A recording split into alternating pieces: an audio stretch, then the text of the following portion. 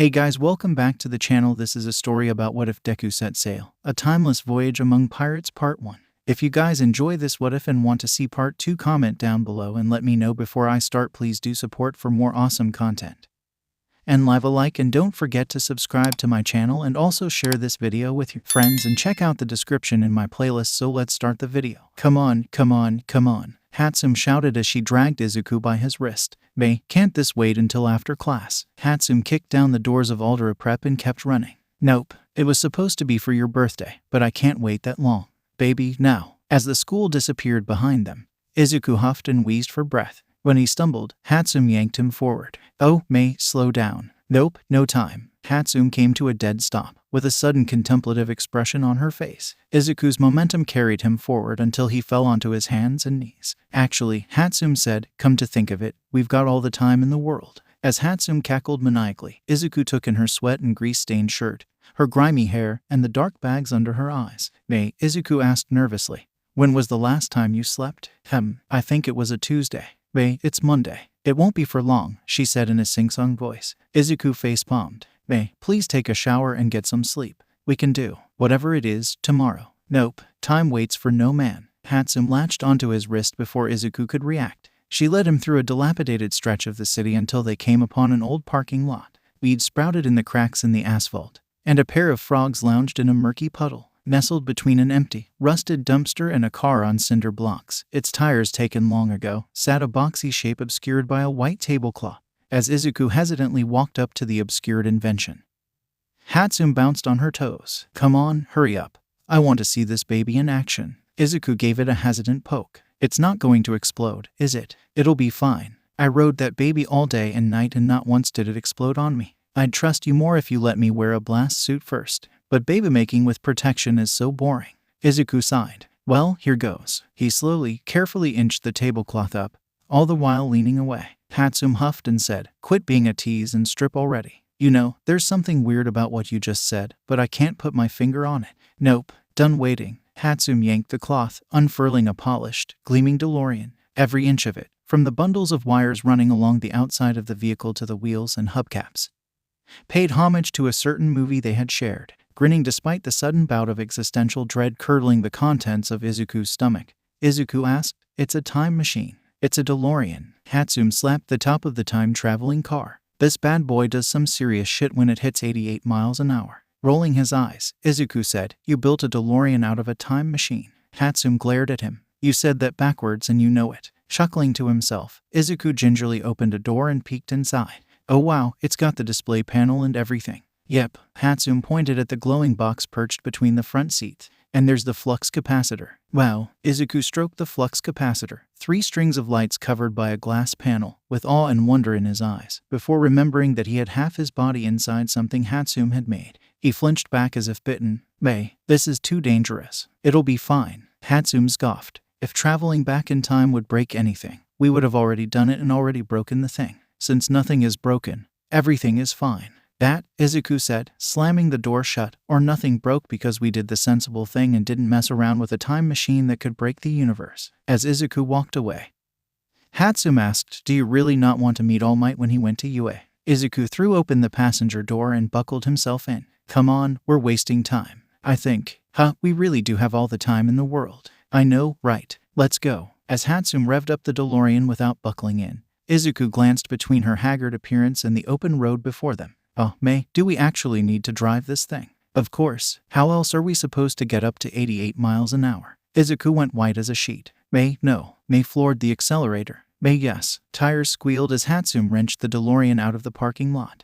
The streets were mercifully empty, but the way the DeLorean fishtailed while 𝗧𝗵𝗲 wrangled it under control made Izuku's stomach do cartwheels and backflips. May, this is too dangerous. You're going to run off the road. Roads? Where we're going, we don't need roads. Can this thing fly? Nope. Tried. Got too bored. Then we need roads. A car wildly honked at them as May swerved into oncoming traffic. Whoops, 𝗧𝗵𝗲 said. We're clocking 70 now. We're almost there. We almost crashed. May, stop before we get killed, or worse, arrested. Isn't that backwards? What would All Might think? Izuku started hyperventilating. The DeLorean rammed into a garbage can on the side of the road, scattering garbage bags and rotten food everywhere. I couldn't live with myself if he turned me in.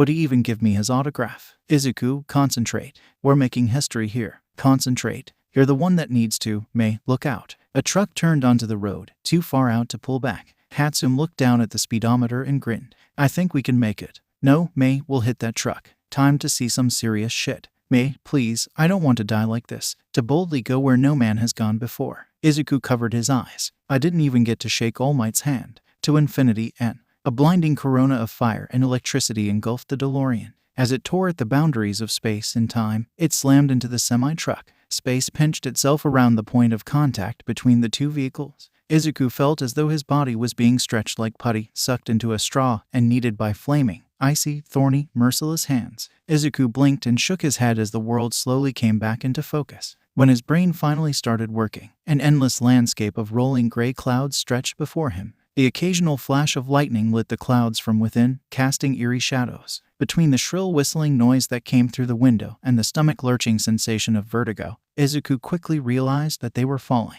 In the driver's seat, 𝗵𝗃 slumped forward, her eyes shut and body limp. Blood trickled from a jagged gash on her forehead. Forcibly holding back his urge to pass out from fear, Izuku cautiously shook 𝗵𝗃's shoulder. May, are you okay? Please say something. 𝗵𝗃 groaned and turned her head. MMRPH. Can't sleep. Gotta finish baby for Izuku. He'll love it so much. Izuku's rapidly climbing anxiety regarding the rate at which the DeLorean plummeted towards the storming clouds warred with the ingrained habit to tuck a blanket over 𝗵𝗃 and remove anything that might wake her up. Another crack of lightning, close enough to rattle the windows, made Izuku snap back into panic mode. May, we're falling. Wake up. Falling. 𝗵𝗃's eyes opened, but her eyes were glazed and unfocused. Is the flight module acting up again? Give it a kick and it'll be fine. Darkness shrouded the vehicle. The hairs rose on Izuku's arms as the air took on a static charge. Izuku prayed they wouldn't get fried. May, the car doesn't fly, you said so. We traveled back in time, but we're super high up in the air and I don't know what to do. Please tell me you have an idea. Travel, back, that's right, we're going back in time.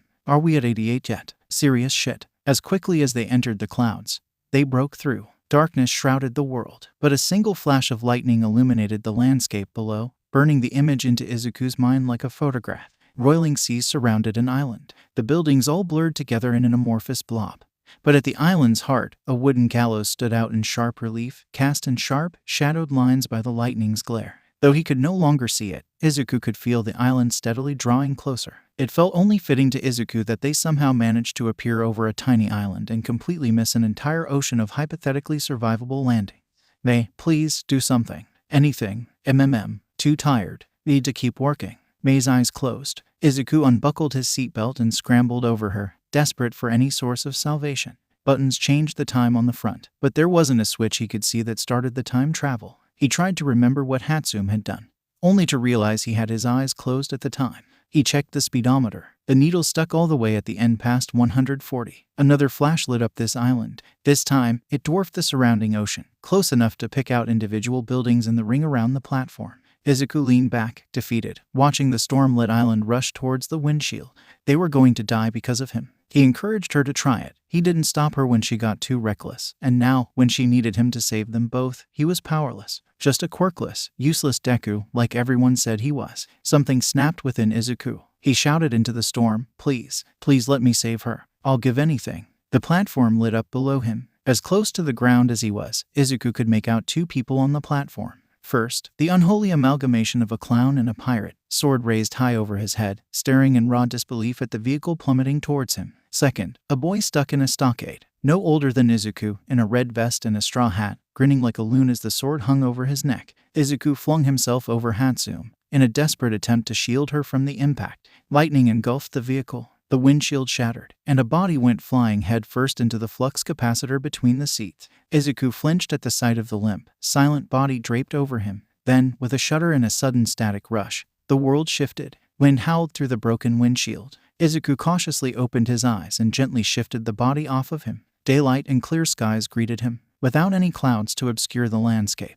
Izuku got a clear view of the ocean below them. A mountain, with a river running down its side, loomed over the horizon, nearly reaching them and swiftly gaining height. Off to another side, Izuku could barely make out an island. Izuku's survey of the surroundings came to a screeching halt when he brushed against a pair of legs. Without the stormy sky casting its shadow over everything, the side of the body, with blood gently trickling down where glass had cut it, stood out in sharp clarity to Izuku's eyes. Izuku felt bile rise in the back of his throat and almost bent towards the window to throw up until he saw how high up they were. Izuku's mind raced. They clearly went back in time again. But now that the flux capacitor was broken, they lost their only way to cheat death. This time, they were right above the ocean. If they could survive the impact, Izuku could get 𝗵𝗃 out and drag her to the island. Even as the rational part of Izuku's brain calculated the miles he'd have to carry an unconscious body and hypothetical ocean currents and marine life that would try to drag him under, Izuku felt his resolve harden. He begged for a chance, and he got one. He wouldn't let it go to waste. As he looked down, Izuku saw a brown speck, rapidly gaining size beneath him. Izuku grimaced, and a sense of macabre humor overtook them. It only figured that they had somehow gone from falling towards an island to falling towards a ship. Still, Izuku realized it might be a stroke of luck. At worst, there would be wood to cling onto. And if he was really lucky, enough of the ship might survive for a makeshift raft. Half-baked plans of collecting rainwater and catching fish whirled in Izuku's mind as his thoughts drifted days ahead of the more immediate collision with the ship below. A tap on the window interrupted Izuku's thoughts. A man floated outside his window, his facial features blurred as though the wind tried to carry them away. His lips moved, but Izuku couldn't hear a word he said. Izuku rolled down the window and shouted back, "What did you say?" The man spoke again. And again, the wind carried away his words. Izuku leaned closer, hand cupped to an ear, but the man rolled his eyes and vanished. Izuku looked down, trying to find the man, and instead saw a hand gripping the underside of the vehicle. As the fingers strained with effort, the car lurched to a stop, then slowly descended towards the ship. The moment the wheels hit the deck, Izuku tumbled out of the vehicle and marveled at the wooden planks beneath his fingers. "We're alive," Izuku said in a shaky voice. "We're alive." "You sure are." Izuku's head snapped up. His eyes were drawn to the magnetic presence of the stocky man grinning down at him. Shirtless, red coat fluttering in the breeze. The man's smile and radiant aura reminded Izuku of All Might. "The name's 𝗏𝗏. He held out his hand, and Izuku hesitantly took it. His grip nearly turned Izuku's bones into powder. Yet 𝗏𝗏 seemed gentle in treating him. "I am Izuku Midoriya. Are you a hero?" Sniggers came from the men around them, but 𝗏𝗏 stroked his mustache and took the question seriously. "Depends on your definition of hero, kid. A vigilante, then." Izuku felt himself tense up, but the man before him turned his attention towards the vehicle. "So, Izuku, what's your story?" he asked. "Looks like something straight out of Vegapunk's laboratory, but something tells me it's not his. They made it." Upon mentioning her name, Izuku remembered. He scrambled over to the driver's side and unbuckled her seatbelt. "May, wake up. Come on, please answer me." "That's a nasty bump on the head she's got," 𝗏𝗏 said, "but something tells me she'll be okay. We need a doctor. Is there one on board? Our carpenter can sew stitches, but she needs a real doctor. Lucky for you, we were on our way to get one." 𝗏𝗏 looked inside and pointed at the other body. "What about this one?" "I don't know," Izuku admitted. "I think we crashed into him while we were falling. I am sorry, I didn't mean to kill him." "Kill him?" 𝗏𝗏 gave the torso a poke, and the legs twitched. Izuku nearly leapt out of his skin at the sight. "Doesn't look dead to me." As the rest of the crew snorted and guffawed, 𝗏𝗏 grabbed the kid by his shirt and pulled. His head stayed stuck in the broken flux capacitor, but his neck stretched longer and longer until it was nearly half the length of the ship. Then, with a crack of broken glass and metal, the head flew free and snapped into place over the kid's shoulders. The kid blinked and looked around. I thought there would be fire. Danton said there was lots of fire in hell." He saw Izuku and asked, "Did you get a haircut?" No. Weird." Luffy's eyes locked on 𝗏𝗏, and he asked, "Who are you?" "𝗏𝗏, the man said with an amused grin. "And you are?" "I'm Luffy, and I'm going to be king of the pirates." "Well, I was, but I'm dead now." "What did the end of the world look like?" "I wanted to see it for myself, but I died." "𝗧𝗍𝗧. I haven't been there myself, but I'll let you know when I get there." "What? But you said you went there when they cut your head off. Didn't you keep the one piece there?" The pirate captain's eyes narrowed as he examined Luffy. "Now that's interesting. Your voice isn't supposed to be here yet." 𝗏𝗏's eyes fastened on Izuku. All mirth vanished from his face. "And your story doesn't make sense," he said. "You speak of gleaming towers, roaring machines, and tablets of infinite knowledge, but the world tells me that none of those things exist, nor will they ever. You and her both. Where did you come from?" Izuku wondered if the captain had some kind of quirk to see where he came from. Hesitantly, Izuku answered, "The future." While 𝗏𝗏's gaze bored holes through Izuku's skull, Luffy's attention wandered over to the rest of the crew. Seeing a familiar big red nose, Luffy shouted, "Hey, you're that clown guy. Did you die too?" "𝗧𝗍𝗧, how did you do that? Did you trip off the platform after killing me?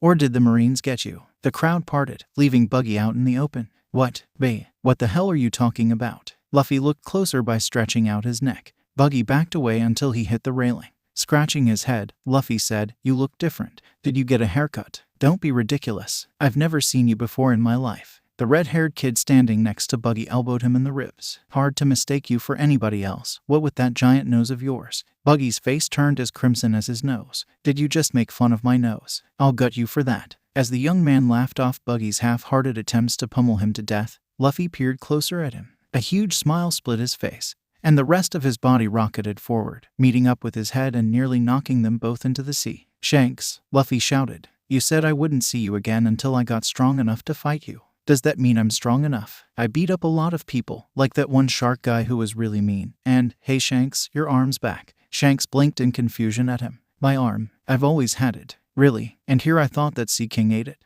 Luffy squinted at him. "That other scar's gone too, the one over your eye. Come to think of it, you look different. Did you get a haircut too?" Laughing awkwardly, Shanks said, "I don't think a haircut gets rid of scars." "Huh." Luffy's brow scrunched up, and he growled in pain and frustration as he pondered the situation. With a sudden burst of inspiration, Luffy declared, "It's a mystery scar." Sure. Yeah. Too bad I'm dead now. It would have been fun fighting you for real." "You're dead." "Yep. Clown guy got me." Buggy shouted an offended hey at him. Luffy ignored the fist banging the back of his head. "Gold Roger's here. Clown guy's here. You're here, so we must all be." Luffy glanced between Gold Roger and Shanks. He looked hopelessly lost. "You're not dead," he told Shanks. "How did you get here?" Shanks, equally confused, asked, "On this ship? Is this ship hell? I thought there would be more people here." Luffy turned back to Gold Roger. "Everyone says you're the devil. Does that mean you run this place?" "I am captain of this ship," Gold Roger said, "but this ain't hell. We're coming up on paradise, and hell's on the other side." "Paradise? You mean like heaven?" "Dadden says that pirates don't go to heaven." Distraught, Luffy asked, "Does that mean I wasn't a real pirate?" "Did you fly a Jolly Roger?" "Yep." "Then you were a real pirate, and don't let anyone tell you otherwise." Gold Roger leaned forward and stared at Luffy's straw hat. "Interesting. Where did you get that?" "Shanks gave it to me." "I did?" Shanks asked, perplexed. He glanced between the two captains and asked, "Is that the same hat?" Gold Roger took Luffy's hat and held it up next to his own. They looked perfectly identical, down to the individual strands of straw and the red band holding it together. "Hey, give that back." Luffy snatched them both out of Roger's hands and tried to fit them both onto his head.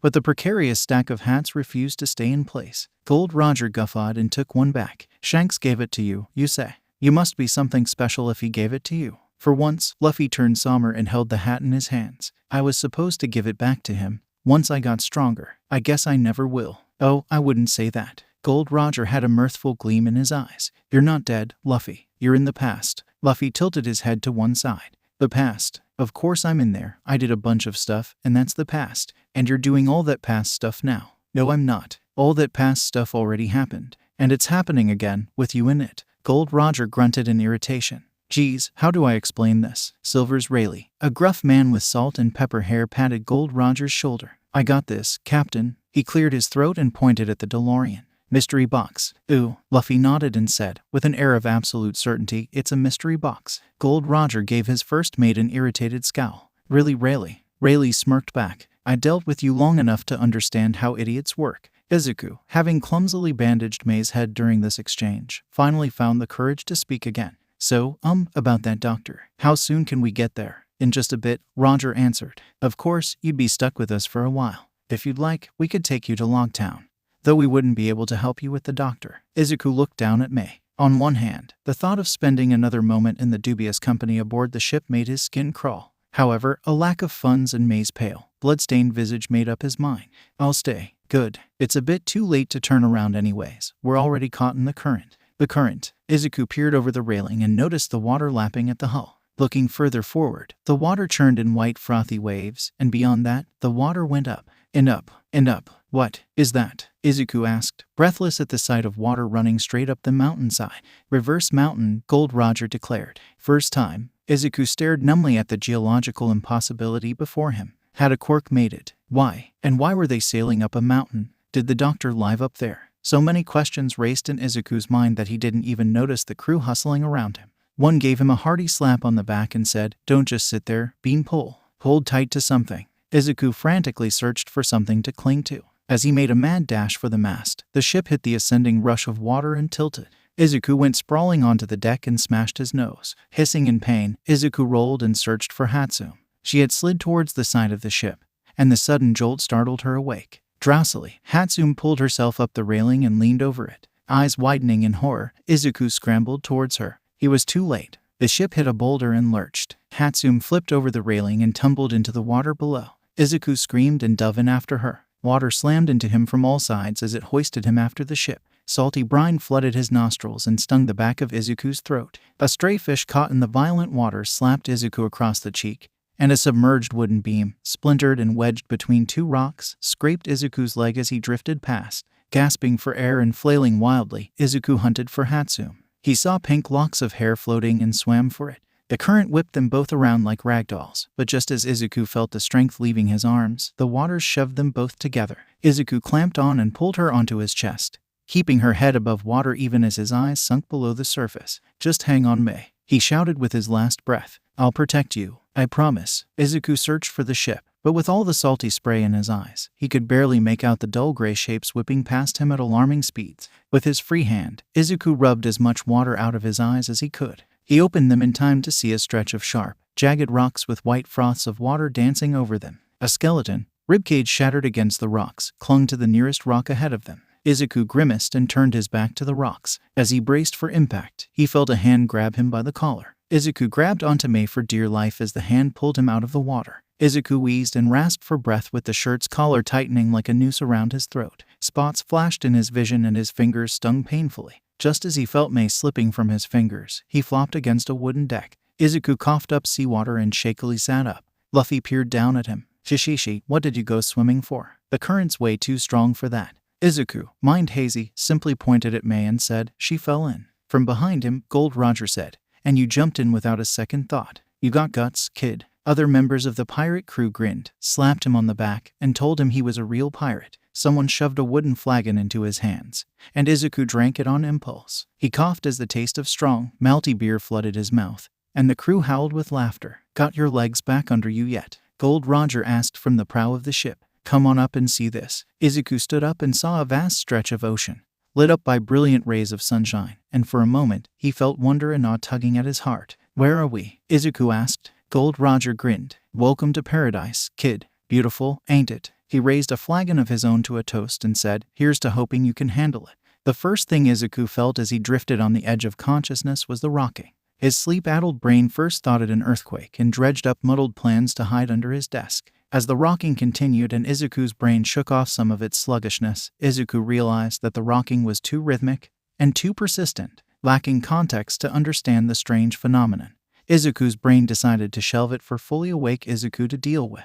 The second thing he felt was the pain. The dull, stinging throb of day-old bruises was an old friend of Izuku's, and he could tell much by their character. The absence of prickling burn wounds meant Kaken hadn't taken a crack at him. His arms took the worst of it, meaning he was protecting something. Probably his hero notes. His legs were also beat up, and he dimly noted the presence of a long scratch along one leg. He tried running first. Didn't get away. Right. The third thing he felt was the bandage. Not his own clumsy wrappings with the roll of gauze hidden in the bottom of his toothpaste box, but flat, neat, and tightly wound. Realizing that someone had professionally treated his injuries snapped Izuku awake with a jolt of dread. He looked around. The room was dimly lit, with a lone window at the side, but even in the murky shadows, Izuku could tell the walls were made of wood. The mattress felt odd, soft, but lacking the springiness of memory foam, and smelling faintly of wet bird. "About time you woke up," a gravelly voice groused. Izuku turned. A man sat next to his bed. Though the shadows hid much of his features, Izuku could tell, even though he slouched, that the man was short, 5 feet at most.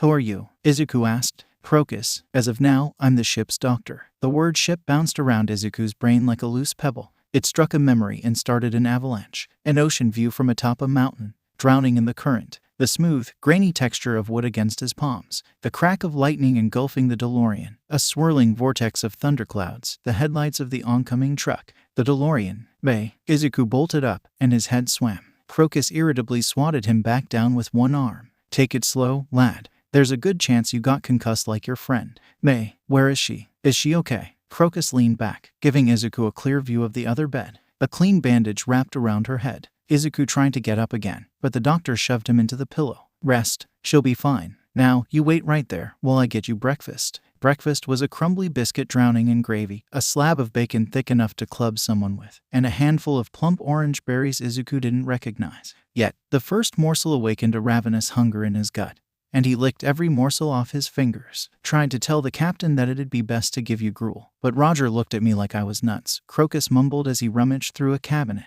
Not real food. Puh. What else is a man missing half his teeth supposed to eat? Easy on the stomach, quick but steady energy. But no, if it isn't dripping with grease, it isn't food. Izuku sat up, slowly this time. Crocus watched him like a hawk, but otherwise didn't move. Thank you, Izuku hesitantly said. Pa, just doing my job. Crocus held a wooden tube to Izuku's chest. It reminded Izuku of a stethoscope, but primitive. Crocus poked and prodded him in a few places and nodded. Right, nothing broken, breathing's fine. No concussion. Now, out you get. Izuku hesitated at the door. Could I stay? I want to make sure May's all right, and what do you think I'm here for? Decoration? Crocus roared. I'll watch your girl for you. Now clear out, before I throw you back overboard. Izuku scurried out of the office and stopped dead at the sight before him. He hadn't ever seen a wooden ship before, aside from a couple of pictures, but the 𝗲𝗚 felt impossibly large around him. The mast towered above him, seeming to touch the clouds, and the canvas they carried ballooned out as it caught the wind. Izuku felt a thrum under his feet, a gentle humming of the wood as the ship plowed through the water. Every plank of the ship radiated strength. Looking down, Izuku finally noticed that he no longer had shoes or socks. He wriggled his toes, felt the smooth grain of wood against his skin, and felt suddenly paranoid that he'd end up with splinters all over his feet. The rest of his clothes were gone, replaced by a blue and white striped shirt and baggy shorts that felt a touch too long and loose for him. Twine tied around his waist kept his shorts from falling around his ankles. A gentle shove sent him sprawling to the deck. Izuku looked up and saw a big-chested man hauling rope past him. Clear the deck, the man called back at him. If you're going to gawk around all day, do it somewhere out of the way. Heart leaping up to his throat, Izuku nodded and hurried away. More glances of the ship crossed his eyes in a dizzying kaleidoscope of unfamiliar sights. A man clambered up a rope swinging in the wind until he reached the crow's nest atop the mast. A woman jerked on a fishing rod and hauled a fish the size of a small whale out of the water. She held it over her shoulder with one hand while it flailed around. Two men shook dice at a rickety wooden table. One cheered when the dice stopped rolling while the other pushed a pile of gold coins. The ship lurched. A huge spray of water blotted out the sun before falling in a rainbow shimmer. Izuku scraped his knees on the deck, but the man climbing the rope leaned lazily against the mast as he watched the horizon. The woman chucked the fish below deck without breaking stride, and one man grinned cheekily at the dice, now showing different numbers, while the other cocked back a fist. The lean man with graying hair cuffed them both as he walked towards Izuku. Izuku stared nervously at the newcomer. Sensing the tension, the man leaned on the railing next to Izuku and stared up at the sky. The ship hit another wave, and Izuku barely caught himself. Never been on a ship before, have you? Izuku swallowed. And no sir. Name's Rayleigh, not sir. I don't have time to babysit a pipsqueak like you, so here's what you'll do. Watch, listen, learn, and don't get in the way. Got that? Why yes sir. Rayleigh rolled his eyes. Quit calling me sir, I'm not some damn marine. I'd threaten to throw you overboard, but you look half ready to jump in again. Izuku blanched and tried to speak, but he fumbled over his own tongue. With a sigh of irritation, Rayleigh got up and stretched. Relax kid, we're not gonna eat you. Roger vouches for you, so you're free to walk around. Don't cause trouble, and we'll let you off at the first safe port we come across. With those final parting words, Rayleigh left Izuku to his own devices. Having nothing else to do, Izuku did exactly what he said. It took a while to find a spot nobody visited, as every so often members of the crew roamed the railing, hunting for fish schooling near their deck, or adjusting the ropes holding the sails in place. For a while, Izuku lost himself in the organized bustle aboard the ship. Some men swabbed the deck with long wooden brushes, others sanded down stray splinters, or hauled up kegs and barrels from storage. Most others lounged about on deck, or fought with fists and blunted blades, or played dice games with piles of silver and gold changing hands. As the novelty of the ship's inhabitants faded, Izuku's thoughts strayed towards home. He wondered how worried his mom must be, before remembering that she wasn't even alive yet. He remembered the shattered flux capacitor, told himself that May would fix it somehow. Surely she could find the parts they need, right? Thinking about parts, Izuku hunted the ship for anything May could salvage. Years of dumpster diving at the beach at May's behest made him a veritable expert on salvageable scrap. But there was an eerie lack of anything resembling technology aboard the 𝗲𝗚. No motor at the aft, no GPS systems or speaker systems. The steering looked entirely manual, if the way the man's arms bulged as he wrestled the wheel towards port was any indication. Even among the crew, not a cell phone or gaming system could be seen. Maybe there's someone with a powerful 𝗧𝗵𝗲 quirk around. Izuku muttered to himself. Or it could be a group that's dedicated to the aesthetic. I think I would have heard about a group like this, but it is 40 years ago. The ship went dark. A loud cry of hailstones echoed across the ship. Within seconds, everyone had swords and clubs out. Izuku felt his heart race in his chest and wondered if this was how he'd die. Izuku stared numbly around him as the crew waited. Hailstones. Was that what they said? Hailstones, when he could still feel the summer's afternoon heat on his arms. Then a sphere of ice the size of his head shattered against the deck in front of him. An icy splinter struck Izuku on the arm. More hit the water with loud splashes. Eyes wide, Izuku scrambled across the deck. All around him, pirates swung swords and clubs through the air, slicing and smacking the balls of ice into more manageable pieces. Other pirates ran with barrels strapped to their backs, scooping up chunks of ice. Izuku's heart leapt into his throat as hailstones crashed all around him. He tried a door, but it was locked tight. Panicking, Izuku looked around and saw the gambling table, its dice and cups abandoned. Izuku dragged it over to the wall and huddled underneath it. A hailstone hit the table with a booming thud. But the wood held. It felt like an eternity that Izuku shivered beneath the table as death reigned around him. In truth, it was closer to a minute. The hail stopped, and a dense cloud of fog rolled in. Eyes peeled. Everyone. Someone shouted. Heavy fog, watch for rocks. Izuku blinked. Rocks, out at sea. But as he stood, a shadow loomed in the mist. All too quickly, a rock emerged, just feet from the deck. Izuku shouted out in alarm. His shout went ignored, but another pirate called, hard to starboard. The ship lurched sideways, and the rock scraped against the hull. As they passed it by, another rock appeared. Sailors tugged on ropes, and the helmsman threw himself at the wheel. The ship danced towards port, narrowly missing the rock. Close to the bow as he was, Izuku noticed another rock, shorter than the rest. When they were nearly on it, without the watchman giving cry, Izuku panicked and shouted, another rock. Port. The ship barely started turning when it rammed against the rock. The ship bounced in the water, and Izuku clutched at the railing as he flew up and over the deck. His feet found wood, and he scrambled back onto the ship. Hey kid, the helmsman shouted down. Call it out a little faster next time. Nearly lost my arm on that one. Sorry. Izuku shrunk in on himself. He flinched when a hand gave him a gentle slap on the shoulder. A boy about his age, with red hair and a tan complexion, gave him a grin. Don't mind Briggs, he's a bit cranky. Nice job spotting that rock. We wouldn't hear the end of it from Tom if we broke the keel of his ship. Name's Shanks, by the way. Izuku. Izuku took his hand and winced at the young man's crushing grip. Weird name. Anyways, heard you were above deck with all those hailstones falling. Did you try catching one? Izuku gaped at him. Catching one? He would have gone splat if he tried. Izuku fumbled for an answer, but Shanks cut him off with a clap on the shoulder. Come on, you gotta meet Buggy. Don't mind the knives, he's just got a bit of a short temper. Knives? Before Izuku could protest further, Shanks dragged him below deck, down some long hallways and past throngs of crew members shoving past. Shanks squeezed around a corner and threw open a narrow door. Yo Buggy. Found him. As the door slammed against the wooden walls, Buggy leapt up. The knife he had been sharpening sliced clean through his thumb, and the severed digit hit the floor. Izuku turned white as he stared at it. Buzz off, Shanks, I was busy. Could you at least knock first? Come on, don't tell me you aren't dying to hear about the future. He's from the future. Shanks looked at Izuku. You are from the future, right? Izuku pointed at the thumb and stammered, his thumb. We need ice for that. What, this? Buggy asked with a grin. He picked up the thumb and put it on backwards. He wiggled it back and forth and chuckled at the awkward way it bent. Izuku's color instantly returned to his face. Wow, is that your quirk? Ability to detach and reattach your limbs, and immunity to cutting. You were caught by surprise. Is it an aspect of your quirk? Is it a reflex, or a function of the quirk itself? Would it work if you crushed it off? Buggy grimaced. Haven't tried it, and I'd rather not break any bones. I'm a chop man. Slice me and dice me, and I can beat you up with my pieces. To demonstrate, Buggy cut his arms and legs off and danced a jig on the floor. Izuku reached for his backpack, only to find it missing. Fascinating. And is your nose a part of your quirk as well? My nose. Buggy squawked. Is there something funny about my nose? Izuku faltered. Well, it is unusual looking. Is it made of rubber? Rubber? Buggy's face reddened to match his nose. It's a nose, you idiot. Really, you kind of look like a clown with it. Buggy's hand crept towards his knife. And what exactly is a clown? Shanks grinned and asked, are clowns terrifying? Izuku looked up at Shanks and saw an expectant look in his eye. Glancing between the two cabin boys, Izuku hesitantly answered, absolutely. People run screaming when they see them. Buggy's hand stopped. Really, what do clowns do? Izuku first thought of circuses and riding unicycles and getting pie thrown in their faces, and discarded them. He ran through a short list of scary clowns. Pennywise was absolutely terrifying, but also not really a clown. And that was the list. Sweat rolled down Izuku's face. Thoughts darted through his head, too fast to process. Rainbow wigs, rubber nose, white face paint, clowning around. Scary. There was one clown who terrorized an entire city, robbed banks, blew up hospitals, and lit an entire pile of money on fire. Buggy looked intrigued at first,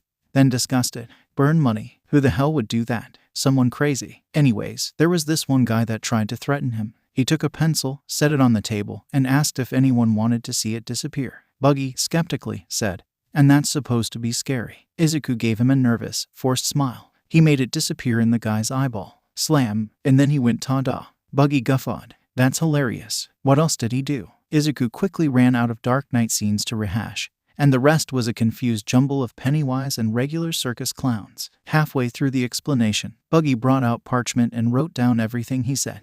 Big tent, and juggling knives on a unicycle. Ew, how about swords? Would that work? And tigers, lions, big, dangerous animals. Don't know how I'd fit an elephant on a ship. And thus, Izuku spent his first afternoon aboard the 𝗧𝗪 wondering exactly what he was unleashing upon the world. Thoughts of the potential collapse of causality came to a halt with a hefty knock upon the door. "Oi, shrimps, dinner's ready." Buggy and Shanks both sprinted out of the room before Izuku knew what was happening. Having to fumble across the ship on his own, Izuku followed the sounds of cheering and clattering plates until he found the mess hall. And what a mess it was. Dozens of greasy, sweaty men hunched over a long wooden table, snatching food off every plate and cramming it in their mouths while a bemused chef munched on a turkey leg and threw plates into the empty spaces as food disappeared. Gold Roger sat at the head of the table, dragging entire plates towards him like a bear, while Rayleigh plucked choice cuts and steaming vegetables like a heron. Shanks waved at Izuku from his corner of the table. "Hey, Izuku, saved you a seat." To call it a seat would be generous, given the tiny sliver of space left at the table. Izuku squeezed in between Shanks and Buggy, suffocating in the hot, boisterous atmosphere. Buggy's elbow dug into his ribs as the clown-looking cabin boy dug into a turkey breast.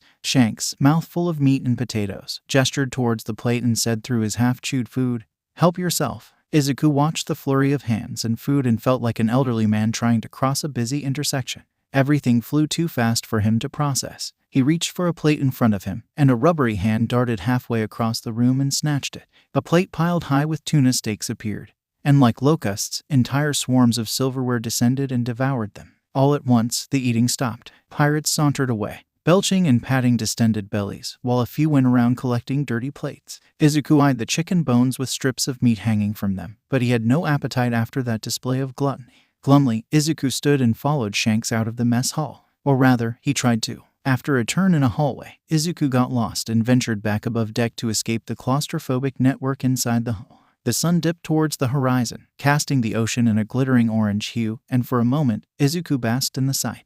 Between the salty tang of the sea, the wind blowing through his hair, and the gentle warmth given off by the setting sun, Izuku felt a moment of peace that made his simmering hunger and worries drift away in the 𝗧𝗪 wake. A loud cry of "Zoro, Sanji!" broke the moment's tranquility. Izuku turned around and saw Luffy peering over the railing with his rubbery neck, opening barrels and checking under crates. Luffy leapt over Izuku onto the bow of the ship and leaned around the figurehead. "Nope, Nami's not here either. Where is everybody?" Luffy squinted at Izuku, as if seeing him for the first time. Then he said, "Hey, you were in the mystery box too. Have you seen Zoro? He gets lost easily. Sanji, Usopp, and Nami don't normally get lost either, but I haven't seen them all day." "Zoro?" Izuku asked. "Is he a friend of yours?" "He's my first mate," Luffy said cheerfully. "He walks around with 3 swords and holds one in his teeth, like this." Luffy bit on his arm to demonstrate, and the rest of his words were muffled. And he thwinged around with high teeth. I see. They didn't come with you in the, mystery box, right?" Izuku drew in a deep breath and asked, "You know we're in the past, right?" Luffy gave him a blank look and picked his nose. Izuku took a deep breath and asked, "How old were your friends when you left them?" "Hey, I dunno. I never really asked them."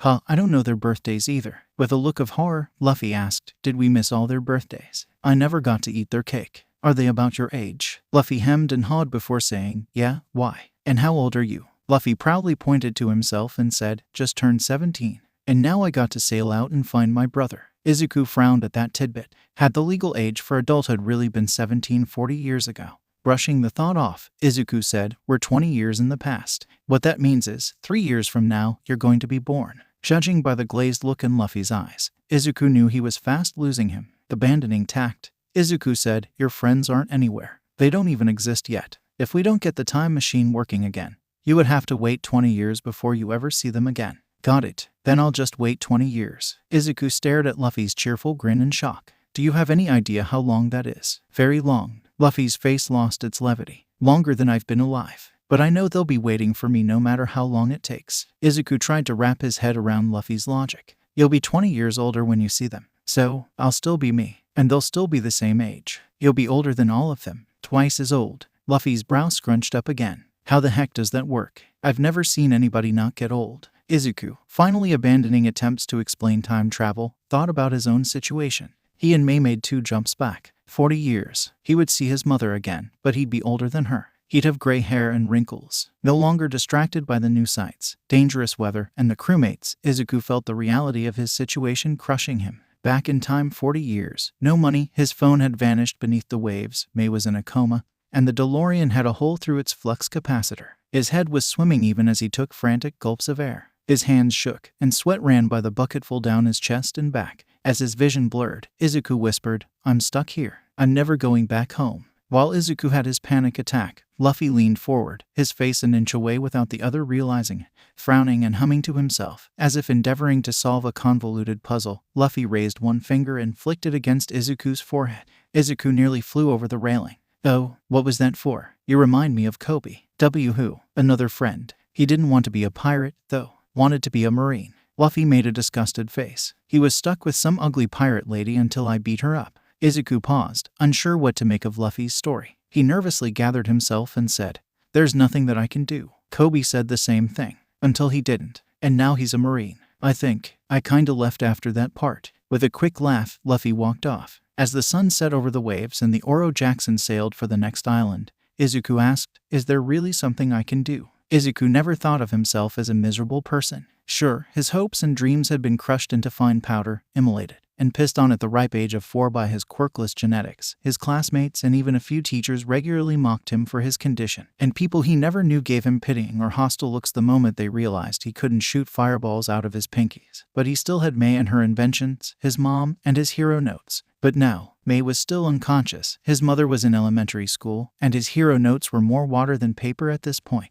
And as if that wasn't enough, he had skipped dinner, stayed awake the entire night between the rambunctious snoring of the crew crammed into the sleeping quarters and his own anxious thoughts, then also skipped breakfast because he couldn't find his way back to the mess hall. In short, Izuku was dead tired. Almost hungry enough to beg a random, potentially dangerous stranger for food, and hopelessly lost in both space and time. Izuku, master of denial regarding his misery, had firmly passed that first stage, lacked the energy or the spine for anger, had no one to bargain with, and moved into a 3-bedroom suburban home with a 30-year mortgage smack dab in the heart of Depression Town. With half a lifetime of debt to pay off, Izuku stared off the ship's railing. The sun shone brightly in the sky, and a gentle breeze carried a refreshing scent of ocean spray and rich seaweed. But Izuku's eyes only saw sights from home. His mother's face, a bowl of katsudon, even bakugo. Ugh, just looking at him is making me feel bummed out. Shouldn't we just leave him alone? The words washed over Izuku, and he didn't pay them any mind. He kept staring out, even as a shadow passed over him, until a finger prodded him in the shoulder. Izuku turned and looked, and saw just 2 fingers hovering in midair. They grabbed his nose and twisted, just hard enough to make Izuku feel a twinge of pain. Gotcha, Buggy shouted as his fingers reattached themselves to his hand. Ah, that one's a classic. Izuku gave the cabin boy a cursory glance and went back to staring at the waves. Buggy's detached head floated in front of him and shouted, Hey, I'm talking to you. Izuku didn't even twitch. Buggy's head floated off, and he whispered, What the hell am I supposed to do? Seconds later, Buggy tapped him on the shoulder. This time, the fingers had an entire body attached to them. So, what's got you so down? Buggy asked. Izuku sighed and said, I wish I could go home. Well, what's stopping you? Just get a ship and sail there. It doesn't even exist yet. Buggy went cross-eyed before snapping his fingers.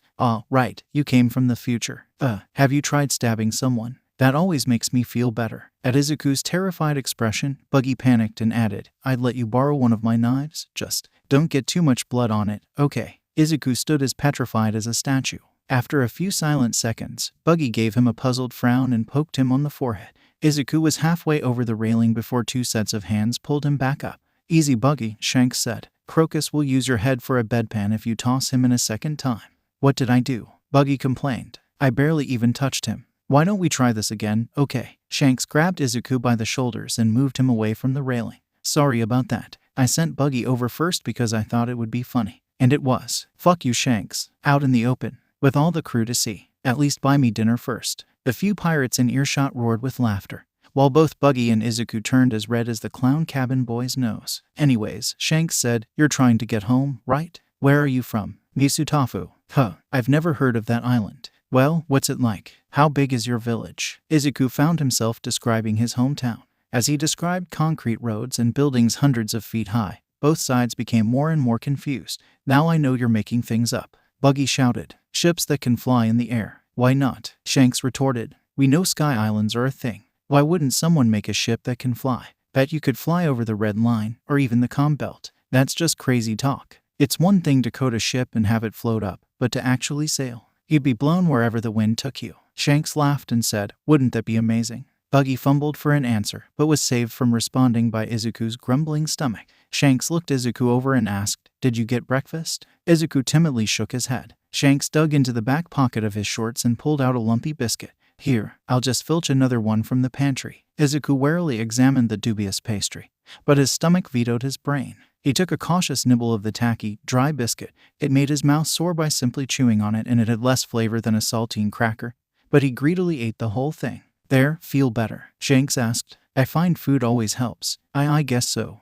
Thanks. Simply being reminded of his misery was enough to turn Izuku's thoughts back to his lost home. Sensing the change in mood, Shanks asked, want to climb up to the crow's nest? I bet we'll spot the next island soon. Where are we going? Izuku asked. No idea. There's 11 different routes we can take coming off Reverse Mountain, and it's random which one we get. Have you seen a log pose before? When Izuku shook his head, Shanks dragged him off to the helm. The helmsman swiped at Shanks, but the cabin boy gave the scarred, grizzled man a cheeky grin as he swiped a glass orb off the helm. Izuku peered at the log pose curiously and said, there aren't any directions on this. You just follow the needle. Shanks twisted it around, showing how the needle always pointed straight ahead. The magnetic field's all screwed up in the Grand Line, and each island has its own pull. The needle points towards one, then resets when we spend enough time on it.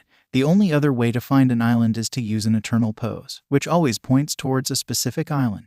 You can't find islands on a map, Izuku asked. Both Shanks and Buggy laughed at that. People have tried mapping them, Buggy said, but no one's ever been able to do it. Some say the islands move. Others claim it's a curse over the entire Grand Line, messing with people's heads while they try charting islands. The sea will turn you around without you even knowing it. Buggy looked at the log pose and said, see, we're going the wrong way now. Give that back. The helmsman roared, and he slammed Buggy on top of the head. The ship swung around as the grumbling helmsman wrenched the wheel aside. And that's why you never sail without a log pose, Shanks said. So, race you up to the crow's nest. Shanks hauled himself up a rope before Izuku could blink. Buggy shouted after him, hey, wait till I'm ready, you cheater. His body flew up in the air, leaving his boots behind.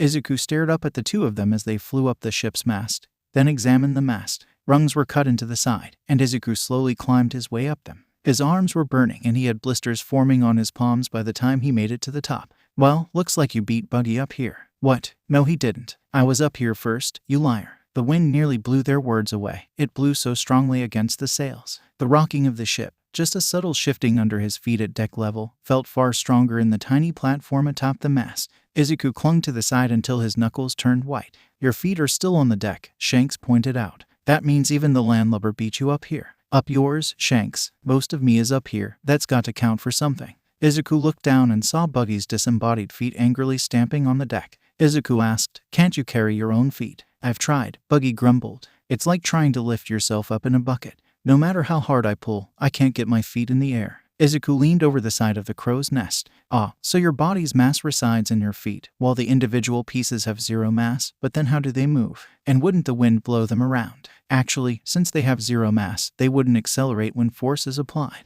But then, how can you apply force with your disembodied limbs if they have zero mass? Does that mean it's actually spatial distortion? That would explain why I don't see internal organs. As Izuku muttered to himself, Shanks and Buggy exchanged looks. Do you have any idea what he's saying? Shanks asked. Not a clue. Should I try poking him? Shanks eyed the low sides of the crow's nest and the long drop to the deck. Only if you feel like swabbing him off the deck. I mean, it would be funny. Shanks gave him a flat look, and Buggy raised his hands. All right, sheesh, you don't have to take it so seriously. A shout from above them startled Izuku out of his ramblings. Hey, Luffy shouted. I think I see an island from up here. Izuku looked up. Luffy was wound atop the very peak of the mast like a rubber band, floating next to him. The pirate with wind powers held a hand over his eyes. Nicely spotted. You kids better get down, cause this'll get ugly. Buggy swallowed, while Shanks' eyes glittered with excitement. Do we get to go along this time? Buggy gave Shanks a look of betrayal while the other pirate gave a nod. Don't get too far ahead of the others and pick your fights. I'll have our new doctor tie you to your beds if you get so much as a scratch. Hey, I wanna come too, Luffy shouted. Those islands are shaped like meatballs. I bet there's meat. Take it up with the captain. The lookout pirate drifted down, and the wind left with him. Shanks slid down a rope, while Luffy and Buggy simply jumped off the crow's nest. By the time Izuku made it back down the rungs, the crew had gathered, swords and axes in hand, in front of Gold Roger. Ready the cannons, Roger shouted. We'll soften the place up a bit before going in for the kill. Are they really rock pirates? One asked. I thought you wiped them all out. Their captain's gone, and most of their best split off like Whitebeard. But there's still some holdouts flying their flag. Roger gave them all a manic grin and asked, I'm up for burning another rock pirate flag. How about you boys? A resounding cheer answered him, and the pirates ran for their battle stations. Some loaded cannons and aimed them out the starboard, while others readied boarding planks and grappling hooks. Izuku threaded his way through the crowd until he came up to Gold Roger. Once the pirate captain turned towards him, Izuku asked, Are we getting dropped off at this island?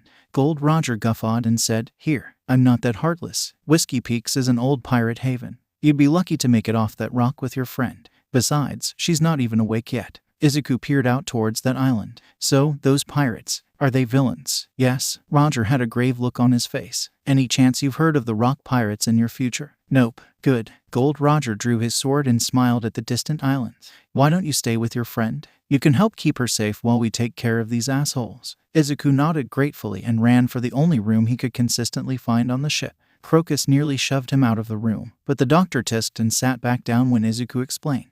If you're stuck with me, then you could at least grind up some poultices. We'll need them after this fight. Crocus pointed, and Izuku opened the cabinets. Fresh and dried herbs were crammed in bundles, alongside jars of oil and fat. Izuku pulled out one bundle and examined the thick, broad leaves in his hands. This is aloe vera, right? Is this for burns? Crocus raised an eyebrow. You know a thing or two about medicine? Oh, a bit. Izuku trailed off. I got into a lot of scrapes when I was younger. I was clumsy. Crocus' eyes narrowed, and he stood next to Izuku's shoulder as he crushed leaf after leaf into a stone mortar. Grind in some turmeric. Prevents infection, Izuku said as he added in a dash of yellow powder. Good. It's not the best, but it keeps well on voyages. A thunderous boom shook the walls. Izuku flinched at the sound. He tensed up as the cannon shots continued. Focus, Crocus said. Now, finally mince some 𝗃𝗵𝗃. Izuku paused. I haven't heard that one before. Best herb to have in an apothecary. Acts as a performance enhancer for everything else in the mixture. Always mix it in after the main ingredients, but before any filler. Under Crocus' guidance, Izuku pulled out a handful of light, airy grass, pale blue and silky smooth against his fingers. The moment he took a knife to it, beads of resin welled up around the cuts,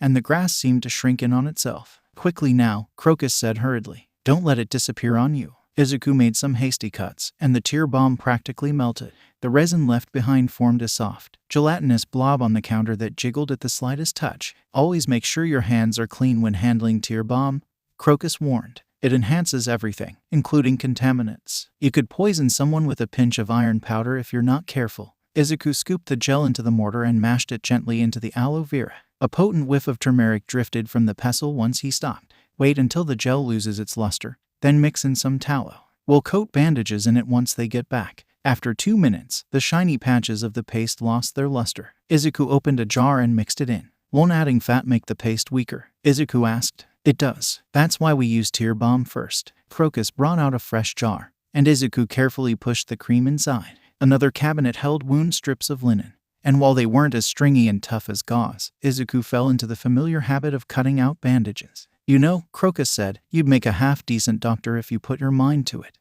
Thanks. Izuku blushed under the compliment and searched for something to say. Is May going to be okay? Crocus let out a deep sigh as he cut another strip. Kid, when was the last time she got some sleep? At least a week. Why? Yep, that would do it. Crocus glanced at Izuku's stricken face and said, Don't get so worked up. She's sleeping. She'll probably wake up in a day or two. Oh, thanks for, you can thank me by cutting more bandages. Better to have them ready before pirates are bleeding all over the place. A loud thump came from the door. Crocus grumbled as he got out of his chair. Someone better be dying out there. Crocus shouted as he flung open the door. A grinning, unkempt man holding a club over his head greeted him. "There sure is," the pirate cheerfully replied. "You are." The club fell. Crocus let out a pained grunt and fell sideways onto a bed. The pirate sauntered in, followed by a lanky, sallow man with a hook nose and a short woman with a dagger in each hand. "Rats, no treasure," a pirate groused. His eyes slid over to May, and he grinned. "But Sleeping Beauty over there might do. Help me with her, will you?" As they approached May, Izuku snapped out of his terror. He grabbed the mortar off the counter and hurled it at them. The stone bounced off a pirate's head. "KK, keep your hands off her," Izuku stammered. The pirate rubbed the spot where the stone had struck him. "Little kids shouldn't throw things at people. That kinda hurt, you know." The other pirates cackled at his insult. Izuku flinched as the club whistled through the air in front of him. He hunted for anything else to defend himself with. His eyes went to the knife, with beads of 𝗳𝗏𝗄 still coating on the blade, but the pirate knocked it aside with a lazy flick of his club. Out of any other options, Izuku raised his fists and inched forward. The pirate grinned down at him and asked, "We're really doing this? Don't say I didn't warn you." Before his fear could get the better of him, Izuku let out a yell and charged forward. He barely started swinging his fist when the club slammed him into the shoulder and flung him into a cabinet. The wood splintered against his back, and he landed on bundles of leaves. A shard of wood dug into his back, scraping against a rib, and Izuku screamed, "Why don't you lie down? I'm sure your doctor can fix you right up." Another pirate stage whispered, "Didn't you knock their doctor on the head?" "Whoops, I guess you're right. Silly me." As the pirates laughed at him, Izuku brushed away tears. His eyes stung, far more than the tears should have, and he saw a string of dried peppers hanging over him. His hand clenched and closed around a tuft of 𝗳𝗏𝗄. A wild, desperate idea struck him. In one hand, he mashed the peppers together. In the other, he crushed the grass until beads of resin welled up between his fingers. He combined the crushed herbs together, then wrenched open a jar and tossed it inside. After a quick shake, he opened the jar and stood up. The pirates, halfway out the door with May, paused to look at him. With a wild shout, Izuku hurled the oil at them. He aimed for their eyes, but the oil never made it that high. It splashed all over their chest and arms. The pirates lowered May and brandished their weapons. "You got guts, kid, but you really should have stayed down." One of the pirates looked down at their hands. "Hey guys, what was that stuff? My hand's itching." The others looked down at themselves. Wherever the oil touched them, their skin quickly turned red. As the blotches darkened, the pirates fidgeted and tried scraping it off. Get it off, get it off. Water, get some water." One pirate wiped at their forehead. Their face turned red wherever their fingers passed. "It's in my eyes. My fucking eyes." Izuku felt his own hands stinging and saw his palms changing color, hyperventilating as the pain seared its way up his arms. Izuku groped through the herbs until he found aloe vera. He crushed it in his hands, mixing it with the 𝗳𝗏𝗄 still coating his fingers, and felt near instant relief. The pirates proved less fortunate. Blisters formed where the oil had touched them, while red patches spread through contact across their body. One pirate howled and threw themselves overboard as their eyes turned red, while another tried rubbing the oil off, only spreading it further in the process. The third pirate, however, had eyes only for Izuku. He smashed a bedpost with his club and sauntered towards Izuku. "You little shit. You know, I was going to let you sit there and watch us carry off your little lady friend, but now I'm going to crack your skull like an egg and scramble everything inside." As Izuku saw the club rise high over him, he could only stare. Every part of him screamed to roll out of the way, to keep fighting, but Izuku knew he couldn't. He was quirkless, weak. Even being clever with the peppers didn't do anything. Gum, pistol. A shout from outside the cabin made the pirate look. A fist stretched into the room and clocked him in the face. Seconds later, Luffy wandered in. He nudged the unconscious pirate with his foot. "Hey, do I have to drop you off at a marine base?" Luffy asked. "I don't feel like doing that again." Izuku shakily rose to his feet. "And no, that's fine. Thanks, sure. Now, give me meat. Shishishi." The other pirate shook himself and let out a yell as he charged Luffy. Luffy bent in half sideways, tripped the man with his outstretched leg, then punched him so hard in the back he flew overboard. "You're not meat, silly." With a groan, Crocus stirred in the bed. He sat up and rubbed at his bleeding temple. "That's what I get for sailing aboard a pirate ship. Stupid Roger. Why, you're alive." "Yes, I'm alive," Crocus snapped. "It'd take more than a love tap on my head to put me under. Now, clean up this mess you made. And if you get that cursed chili oil of yours anywhere near me, I'm making you lick it up." "Got it." By the time Izuku finished cleaning up, Whiskey Peaks was merrily burning, and the Roger pirates hauled sacks of money and barrels of alcohol onto the ship. The wounded trailed into the room, and Crocus pressed Izuku into service, tying bandages and scrubbing wounds, even stitching an arm under the doctor's watchful eye. Hours later, Izuku was covered in blood, dead on his feet, and itching like mad from a speck of oil he had missed. Roger strode into the room and gave everyone inside a once-over. He smiled at Izuku and said, "Heard you fended off a few pirates. Nice work." I didn't do anything." "Not really," Izuku protested. "Luffy's the one that beat them up. I dunno. I'd fear your chili oil of doom a lot more than a fist to the face." Gold Roger chuckled and said, "You did well for your first time." "But I didn't do enough," Izuku shouted. "I just sat there and watched while he was going to kill me." Gold Roger shrugged. "Well, you're still alive. Just don't do that next time and you'll be fine." The pirate captain turned away. Izuku hesitated, then reached out and grabbed his coat. I want to learn how to protect people, so please teach me." Gold Roger glanced back. "You sure you want to? It won't be easy. I'll do whatever it takes." After a short pause, as if listening to something only he could hear, he said, "You and Luffy can train with Rayleigh then." Izuku stood for a moment in disbelief as the captain left. Then he pumped a fist. Hope bloomed inside of him. Roger didn't think he was crazy. He said he could do it. "Right." Crocus whacked him on the back of the head. "Are you going to help me clean up or not?" Izuku's day started with a bucket of water before the sun rose and went downhill from there. Sopping wet, with a chuckling buggy trailing behind him, Izuku went above deck and met with Rayleigh. Roger's first mate gave a raised eyebrow at Izuku's thin arms and gangly frame and told him to swab the deck. With a bucket in one hand and a mop in the other, Izuku joined the other cabin boys in pressing salt water into the deck. Shanks gave him pointers, while Luffy drooled and mumbled about meat, half asleep even as his arms moved. Rayleigh watched them while they worked. After seeing Luffy's arms stretched to cover the entire deck, he came over with a pair of handcuffs. "You haven't built any muscle for a while, have you?" he asked Luffy. "Wear these." The moment Luffy touched them, he sagged down to his knees. Tongue-lolling, Luffy panted, "It's so heavy." See, Prism Stone is any devil fruit's greatest weakness. Learn to work through it, and you'll grow even stronger. At any other time, Izuku would have mumbled theories about the foreign terminology, but the burning numbness in his arms made Izuku blind and deaf to everything that wasn't the slosh of water on the wooden boards and the squelching noises of his heavy, sopping wet mop squeezing the dirt out of the wood. "Don't be stingy with the water," Rayleigh told Izuku. "It keeps the ship watertight and stops mushrooms from growing. The wrong mushroom out in the Grand Line can kill an entire crew." With a swig from a bottle, Rayleigh added, "Or worse." Izuku felt the difference where he walked. Dry planks rattled under his feet, moving ever so slightly, while the soaked boards hummed, stuck in place.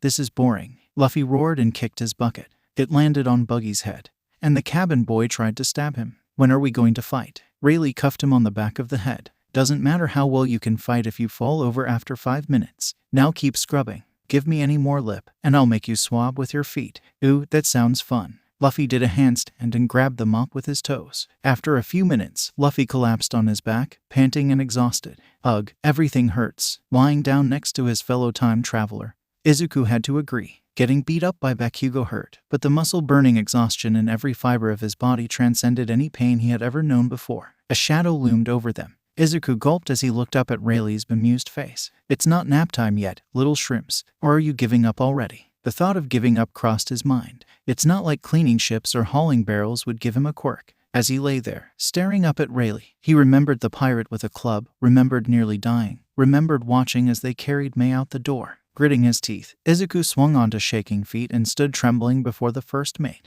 I'll keep going," Izuku panted. "Looks like you got some spine after all." He nudged Luffy with a foot. "What about you?" Luffy scowled at him and crossed his arms. "This is boring and I'm starving. Let me know when there's something to punch." Rayleigh shrugged and removed the cuffs. "Suit yourself." Groaning and flexing his sore arms, Luffy wandered off in search of meat. Rayleigh turned his gaze towards Izuku and grinned. "Seeing that I haven't scared you away yet, why don't we move on to some real training?" "You mean this wasn't training?" Izuku asked, exasperated. "Oh, it was. But you won't be pushing pirates around by swabbing decks all day. Let's see how well you can throw a punch." A small crowd of Roger's crew formed a ring around them as Izuku and Shanks squared up against each other. Izuku stood tense, fists balled up in front of him and fidgeting on his feet. Shanks, meanwhile, stretched his arms and leaned back. "Don't go too hard on him," Rayleigh warned. "I want to see what we're working with first." "Sure," Shanks said. "Go on, Izuku. Let's see how hard you can hit me." "Why you sure?" Izuku asked. "I got slapped by a sea king once. Whatever you got, I can take it." Izuku edged forward, watching for any sign of movement. Shanks didn't even watch him come closer. Once he was within reach, Izuku wound back a fist and flung it at Shanks. To his utter surprise, the cabin boy didn't even try blocking it.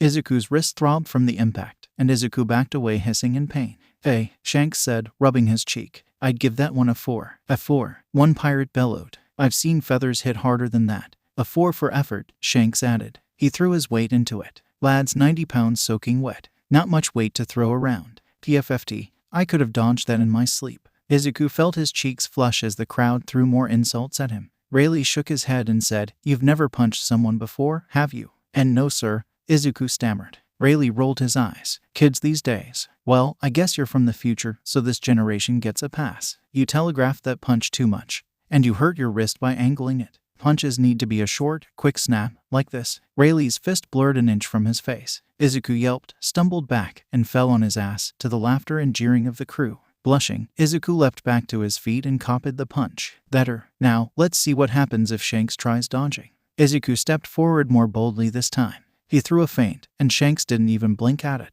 Izuku's next punch snapped out. Shanks leaned aside, and the quick jab missed him by a mile. Surprised, Izuku overextended and leaned forward. Just before Izuku fell, Shanks pressed a fist into his gut, knocking the wind out of him without applying any force on his part. Izuku fell to a knee and gasped for air. "Wow, you don't have any muscle on you," Shanks remarked. "Guess that means you're on barrel duty for a while." True to Shanks' words, after some more light sparring and a couple bruises from Shanks' half-hearted counters, Rayleigh set Izuku to hauling barrels of fish, pickled vegetables, and water from below deck, already sore from earlier.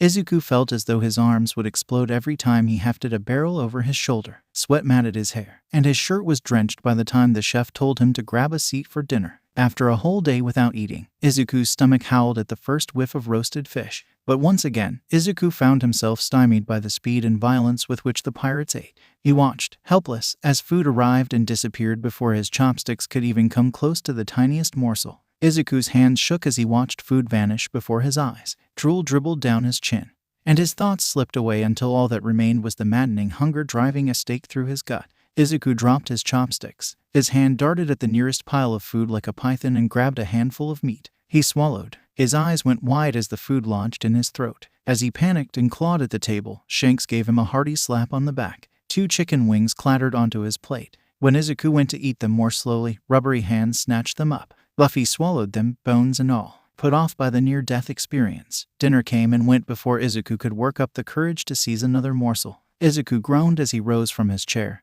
every muscle stiff and aching. He followed the crowd outside and saw Crocus waiting for him on the deck. "Your friend's up. Hunger and aches forgotten." Izuku sprinted towards Crocus' room. May tore into a biscuit with her teeth as Izuku sat down next to her. "Are you feeling all right?" Izuku asked. "Starving and bored. Grumpy doctor won't let me out of bed." "That's because you'll fall over before you take 5 steps, Crocus retorted. "Now, what do you remember?" "Izuku, I'll need your help making sure she isn't missing any memories. We used the time machine, right?" "I remember a truck." "Yeah, we made it back just before we hit it." They looked thoughtfully around the room. "Are you sure we didn't hit it?" "I thought I hit my head." I guess we did. But the DeLorean didn't have a dent in it, so maybe it was going back that did it." Izuku told her the rest of what happened, including the second trip back, landing on a ship, and going up a mountain. "Hey old guy," 𝗧𝗵𝗲 said cheerily. "Piss off, I'm not old yet." "Yes you are. Anyways, where are we?" Crocus glowered and rummaged in his cabinet for his most bitter herbs. "Just past Whiskey Peaks, in Paradise." "And where is that?" "The Grand Line." "And where is that?" Crocus looked at her like she was crazy. "The Grand Line is the Grand Line, girl. Don't tell me you've never heard of it." He finished making a tincture and offered it to her. "Drink that, and don't complain." 𝗧𝗵𝗲 drank it down and clicked her tongue. Could use a bit more of a kick." "Oh, I'll give you a bit more of a kick." "Is your tongue made of steel, girl?" "I wish it was. Then I could mount a rocket launcher on it." Izuku put a hand on her shoulder. "May, don't get any ideas." "Oh, come on. You know it'd be cool. Your head would explode." As amusing as this conversation is, Crocus cut in. "I have better things to do than listen to you 2 lovebirds. Either help me with some poultices, Izuku, or you can turn your body to mush with Rayleigh." As Crocus guided Izuku through the process of making a painkiller out of tree bark, 𝗧𝗵𝗲 checked her phone. "Hey, how come we don't have any service? Aren't we only 20 years in the past?" 40, Izuku said. 2 jumps, remember? "Izuku, the satellites are centuries old. Did you never check your phone?" "I lost mine." "You didn't try to borrow anyone else's." "No one has one. There's no electronics at all on this ship. They're really committed to the pirate aesthetic for a group of vigilantes. That, or we're in a completely different world." Izuku's brain crashed, and the little IT person in his head threw their hands up and stormed out. "Another world," Izuku dully echoed. "We hit a truck," 𝗧𝗵𝗲 pointed out. "How does that make any sense?" "It's the ultimate ice guy trope." At Izuku's uncomprehending expression, 𝗧𝗵𝗲 added, You know, guy gets hit by truck, enters another world, and gets a harem of highly marketable anime girls. As Izuku rebooted his brain and reviewed everything he had experienced, he saw the logic of 𝗧𝗵𝗲's deduction. No technology or knowledge of it. No knowledge of Japan despite speaking Japanese. Impossible plants and geography that defies physics. We're in another world, Izuku croaked. Looks like it, 𝗧𝗵𝗲 said brightly. Izuku put his heads in his hands. We're doomed. Nah, getting back will be super easy, barely an inconvenience. Izuku gave her a baleful glower from between his fingers. I'll ignore that obscure reference in favor of asking how we're getting back. It couldn't be simpler, Izuku. All we need to do is make a truck and run into it. Izuku sighed in exasperation and asked, what if that just takes us to yet another world? Then we keep doing it until we find our world. That, or we find something along the way to help us aim. 𝗧𝗵𝗲 smothered a yawn and moved her blankets. In fact, I should get on that right now. Got a few parts in the trunk I can tinker around with, and, prompted by 𝗧𝗵𝗲's yawning, Izuku echoed her. Crocus gently pushed her onto the bed and pulled up the sheets. As exciting and existentially terrifying it has been listening to you two catch up, you both need to sleep. But babies. But nothing. I'll let you out in the morning. As for you, Crocus said, examining the way Izuku's body sagged in on itself, don't overdo it. Tear a muscle and I'll give you the nastiest tincture I can make. Got it, Izuku said around a yawn. His feet felt like lead, and the wooden boards of the deck looked more and more tempting to lie on, but Izuku fought back his exhaustion. As he walked, his thoughts drifted away from the hammock waiting for him and towards the revelation that he was no longer in his own world. Before, he might have been 55, but he would have seen his mother again. Now, he could live 1,000 years and never see her again. He paused before the door down to the below-deck's quarters. Before, he had felt exhausted down to his bone marrow, wrung out like a dish rag and limp from lack of food, but now, his body tingled with restless energy, fueled by anxiety and helplessness. A desperate, overpowering need to do something. Anything set aflame every cell of his body. But what could he do? As much of a knack for electronics Izuku had picked up as 𝗧𝗵𝗲's errand boy, he couldn't make a calculator, let alone devices meant to shatter the bounds of space and time. So, what could he do? Izuku's eyes drifted to the piles of cannonballs, still lying above deck after their clash with the rock pirates. When he put his hands around one and tried to lift it, a fresh surge of agony crackled through his body like a rogue thunderbolt, bouncing off his ribs like a xylophone and hurtling straight into his brain. Izuku flinched away and gasped for air as his whole body shook and sweat poured down his face. Izuku took one step back. May, bloodied, slumped over the wheel of the DeLorean, appeared before his eye. Another step. 3 pirates hauled her out of bed. Another, a wooden club, still dripping with crocus blood, towering over him. Izuku stopped, turned. The cannonball shone in the pale moonlight, its mottled surface riddled with shadowy pockmarks. Izuku ran his fingers over it, felt the cold iron against his feverish skin. He lifted. Again, his body screamed, but this time, Izuku shut out its agonized voice. He lifted and felt the clumsy weight of the cannonball leave the deck. Step. His shoulders creaked and his legs wobbled. Step. Izuku's teeth clenched, and the veins in his neck bulged out. Step. His foot slipped. Izuku's knee slammed on the deck, but he kept the cannonball off the ground. Screaming through gritted teeth, Izuku put his foot back under him and took another step. Step. Step. Step. Step. Izuku's world shrank to the wood beneath his feet and the iron in his hands. Blood dripped from his fingers as the rough metal ripped his skin. Muscles tore as Izuku pushed them well past their limits. His bones creaked as every movement brought them to the brink of cracking. But Izuku kept walking, step by step. Izuku took another step forward and hit something. Shocked out of his trance, Izuku looked around. He had reached the other end of the deck, and the cannonball had tapped the railing. At his feet was an empty box for cannonballs. He stared numbly at the spot for a moment before setting down his burden. The moment the weight left him, Izuku experienced a moment of relief, of euphoria, so overwhelming that Izuku stopped to bask in it, to breathe, to feel the radiant afterimage of fire and pain that warmed every muscle from his toes to his neck. For the first time in his life, Izuku Midoriya felt well and truly alive. He exulted in every twitch of his muscles, every beat of his heart, the swish of air through his throat and lungs. After an eternity and a second, Izuku turned around.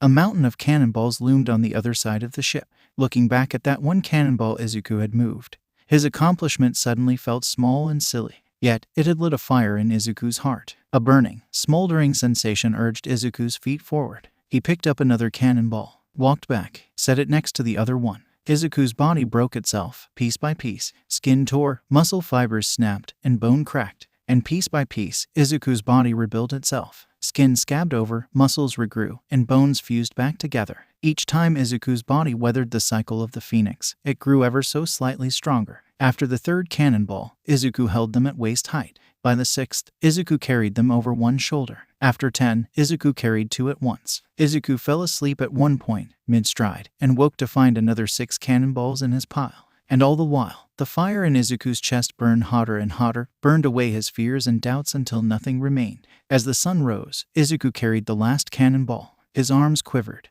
and his legs bent awkwardly under the burden, but the metal felt light in his hands. A door opened. Gold Roger strode out onto the deck. He watched as Izuku heaved the last cannonball high in the air and set it down atop the pyramid. Izuku stopped, looked between the pile at his feet and the empty box 50 feet away. Then he saw Roger, lit by the rising sun. In the captain's eyes, Izuku saw the same fire that burned in his chest. Gold Roger grinned and turned away. As the captain left, Izuku felt a smile stretch his own lips. Izuku wolfed down breakfast with a fervor that made the other pirates nod in respect. A whole boiled egg, shell and all, disappeared with a crunch. Fish bones ground to powder between his teeth, and he drank down an entire boat of gravy. "Wow, Rayleigh's working him to the bone," one pirate said. "Land looks ready to blow away in a stiff breeze. Gotta give the kid credit, he's putting in the work. We'll make a pirate out of him yet." Back on deck, Rayleigh waited for him. Buggy and Shanks were already hauling barrels, and Izuku moved to join them. Rayleigh stepped in his path. "Am I doing something else?" Izuku asked. "Like moving cannonballs." Izuku thought back to the night, and horror struck them. "Oh no, was I not supposed to move them? I'll move them all back right away." Rayleigh put one finger on Izuku's forehead and pushed.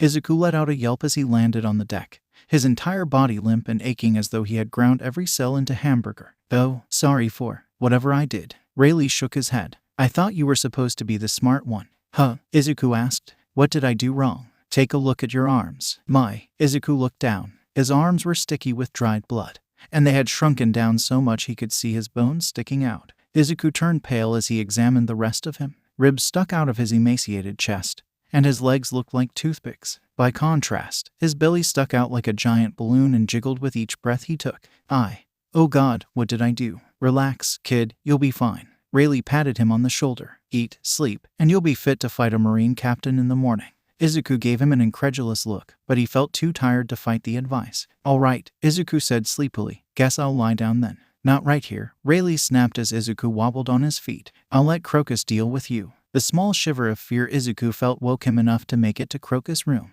The doctor took one look at Izuku's emaciated frame and smacked him on the head with a bundle of herbs. "You idiot. You're lucky all your bones are in one piece. Am I going to be okay? Should have asked that before you spent the whole night hauling half your weight in cannonballs." At Izuku's horrified expression, Crocus snorted and said, "You'll live." "What kind of doctor would I be if I couldn't treat something so simple?" He ground together 2 sets of herbs and steeped them in boiling water. Once it cooled, he handed Izuku a cup. Within seconds of drinking it, Izuku felt his eyelids drooping. When Izuku woke up again, the fire still smoldered in his chest. Izuku leapt out of bed, brimming with energy. He rushed out before Crocus could stop him and grabbed the nearest barrel. He heaved, and for a triumphant moment, lifted the barrel smoothly off the ground. Then gravity objected, and Izuku found himself crumpling under his own body weight in fish. Rayleigh lifted the barrel off him with one hand. "What, spent a whole night moving rocks around and think you're invincible?" Izuku sheepishly took the hand offered him and went to lift more reasonable weights. Days passed. They holed up in the cargo hold with the DeLorean, while Izuku kept training.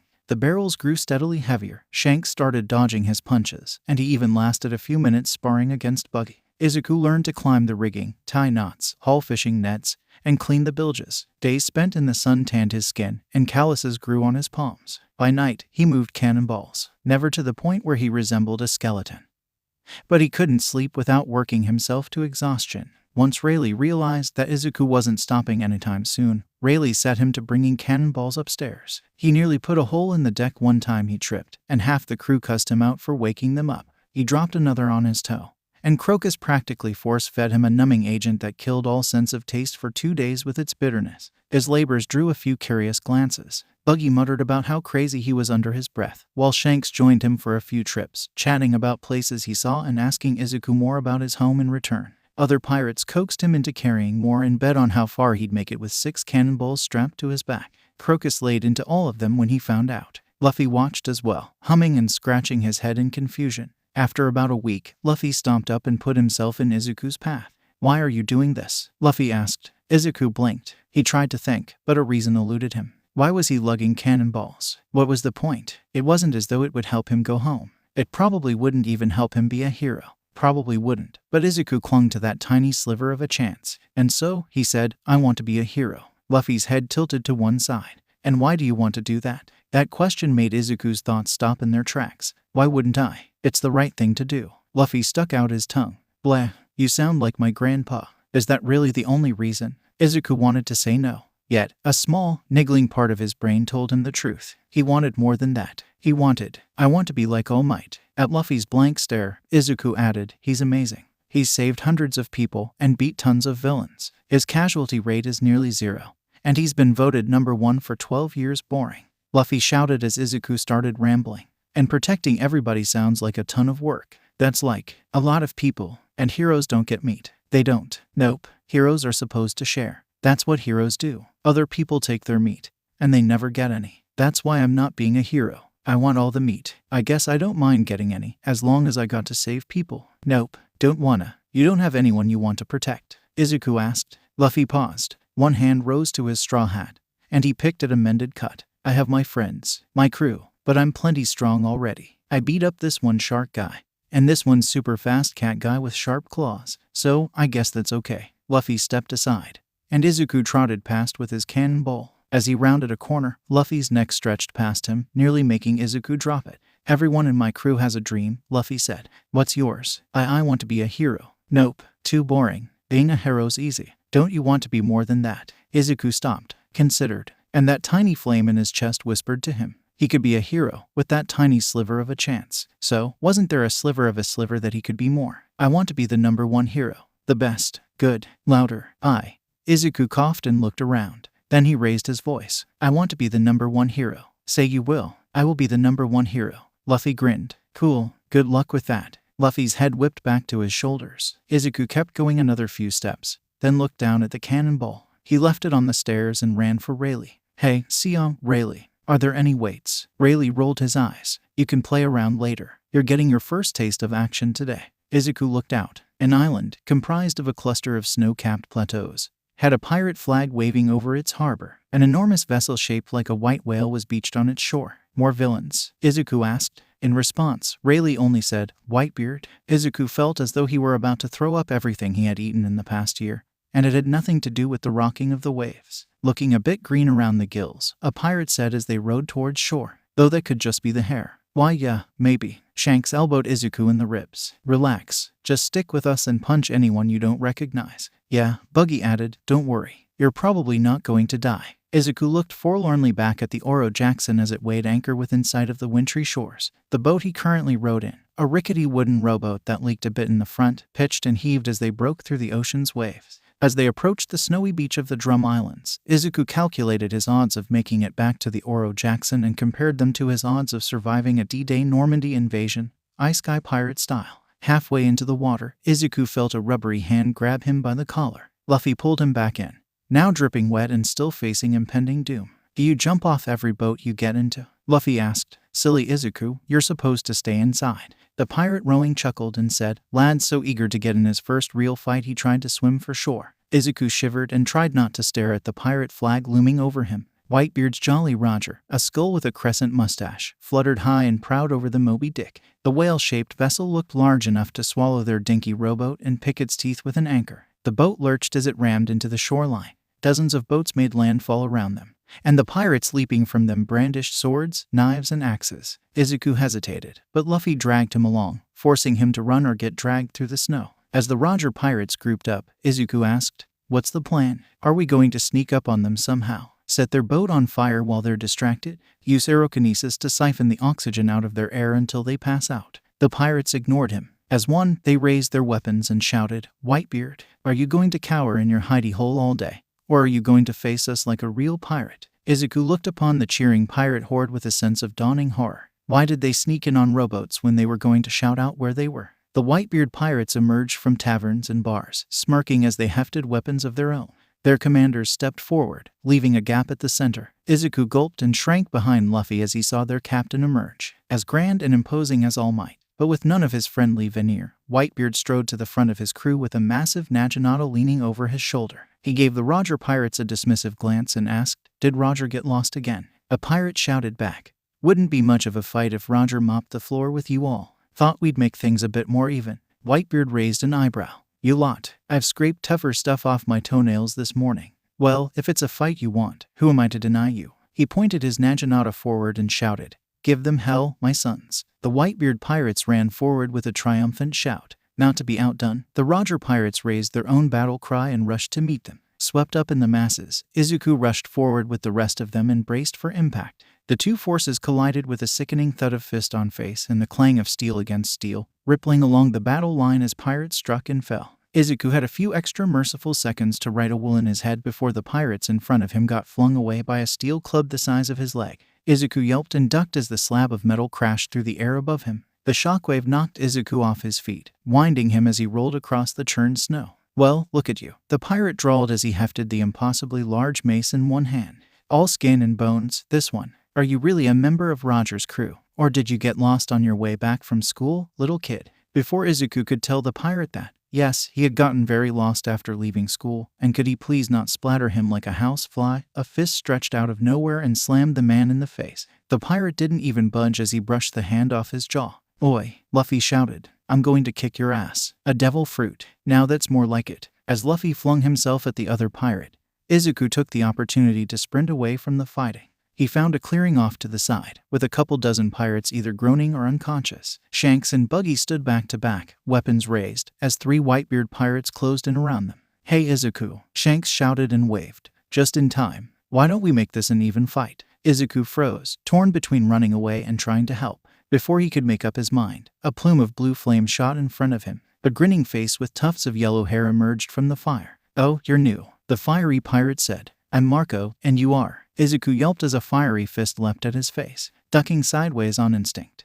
Izuku sprinted away, only to see blue light flickering in his peripheral vision. He dove, and blue fire rushed overhead. Hey, come on. No running now. Aren't you a pirate? Izuku tried to tell him no, but the words tumbled out in an incomprehensible jumble like a collapsed Jenga tower. His mind raced as he clumsily rose to his feet. Thoughts of running crossed his mind, but the ocean waves were 100 feet back. He wouldn't make it a tenth of the way. He looked around, but the other pirates had left the area, leaving him and Marco with an empty clearing. Heart pounding, Izuku raised his fists and watched his opponent warily. Strong and silent type. Marco asked, Cool, I get it. All right then, here I come. Fiery feathers sprouted from Marco's arms, and his feet grew avian talons. With a rush of hot air, melting the snow around them, Marco leapt, wings flapping and talons aimed at Izuku's chest. Izuku twirled sideways. Fire stung his cheeks as Marco's wings passed by. Steadying himself, Izuku searched for an opening. But as he stared at his opponent, Izuku had a grim realization.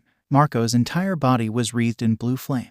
Even if he could punch him, Izuku would only burn his hands. Searching the sands around them, Izuku saw the glint of metal. Fallen swords, axes, and pistols lay half buried in the mushy sand. On Marco's second charge, Izuku rolled, grabbed a pistol, and brought it up. The gunshot hurt his ears, and the knockback made his wrist twinge painfully. Marco stared down at the neat, round hole in his chest. Right through the heart, he said. Nice shot. Swallowing down his nerves, Izuku tossed the pistol aside. Marco's face shifted, sprouting a long, slender beak and blue feathers. Even as Izuku frantically scavenged for another weapon, he marveled at the utility and diversity of Marco's quirk. Flight, fires, shapeshifting, and impermeability. That would give All Might a run for his money. Izuku's fingers closed around a hilt. He heaved and pulled a notched sword out of the muck, holding it unsteadily in front of him. Izuku panted and waited for Marco to make his move. You don't know how to use that, do you? Marco asked, his avian face tilted sideways. Guess we'll make this quick then. Marco vanished. Izuku yelped as a blue blur raced in front of him and kicked the sword out of his hands. A second foot struck him across the cheek. Izuku tasted blood as he crouched in the sand. Marco stood over him. Heat washed over Izuku as he looked up at him. Marco smiled sadly down at him, fist raised, and said, You better get stronger for our rematch, all right. Izuku felt the fire stir within him as he looked up at his imminent defeat. The moment Marco's fist fell, Izuku sprang with a snarl. His own fist darted forward and slammed into Marco's chest. The fires parted around Izuku's wrist. His skin turned red and twinged painfully as it burned, but Izuku held his fist there. No haki, Marco asked. Shame, you would have gotten me with that. Izuku tried to back away, but Marco's chest closed around his fist. Izuku yanked, then punched at Marco's face. His features blurred into fire as Izuku's hand passed harmlessly through him. Night, Greenie. Marco cocked a fist back, then swore and ducked aside. A shining black knife dug into Marco's side, drawing a long, bloody gash. Buggy's hand, clutching the bloody dagger, sailed back to its owner. Shanks sauntered up with him, brandishing two swords and grinning despite the gash bleeding down his thigh. "Hey, no fair," Marco shouted. "We were just wrapping up." "We're pirates," Shanks shot back. "When do we ever play fair?" Buggy gulped at the sight of Marco's flames and whispered back, "Are you sure about this?" 𝗧𝗵𝗲 actually, Marco said with a grin. "But fine, you two want to play. Let's play." Before Izuku could even understand what was happening, Marco disappeared, practically teleporting in front of Shanks with how fast he moved. A black sheen coated Shanks' blade as he parried, while Buggy darted in with his knives. For a moment, Izuku watched the whirling blades and darting flames with awe and wonder. His hand itched for his hero notes, but then he remembered he was in a different world, surrounded by hordes of pirates out for blood, and decided that now wasn't the time to write a 10-page thesis on the possible composition of the blue flames. Glancing back and forth, Izuku saw swords clashing and pirates pummeling one another with their fists. Izuku raced past them all, staying low so he wouldn't be noticed, towards a spot where the fighting thinned out. As Izuku entered the calm area, he immediately decided that he'd rather be anywhere else. Whitebeard stood tall over a pile of Roger pirates. The butt of his 𝗔𝗨𝗧𝗔𝗍𝗍 nudged a limp body off to the side, and his scarred chest stood bare. Izuku tried to backtrack, but a rowdy mob threw punches and slashed out around him. Whitebeard hauled one pirate up by the collar and gave him a gentle shake. "Come on, you didn't even bring Rayleigh." The pirate wheezed and chuckled. Someone had to keep Roger from spoiling the fight. Whitebeard grunted in irritation and tossed him aside. He took a flagon from an attending pirate, drained it in one gulp, and wiped the froth off his face. "Anyone else brave enough to fight me?" he roared. Izuku made himself very small, praying that Whitebeard wouldn't take his general existence as an excuse to add him to the pile. Luckily for him, Whitebeard had his attention drawn elsewhere. "Right here, old geezer," Luffy shouted. He hurled the bruised, unconscious body of the pirate with the mace at Whitebeard's feet and waited with arms crossed.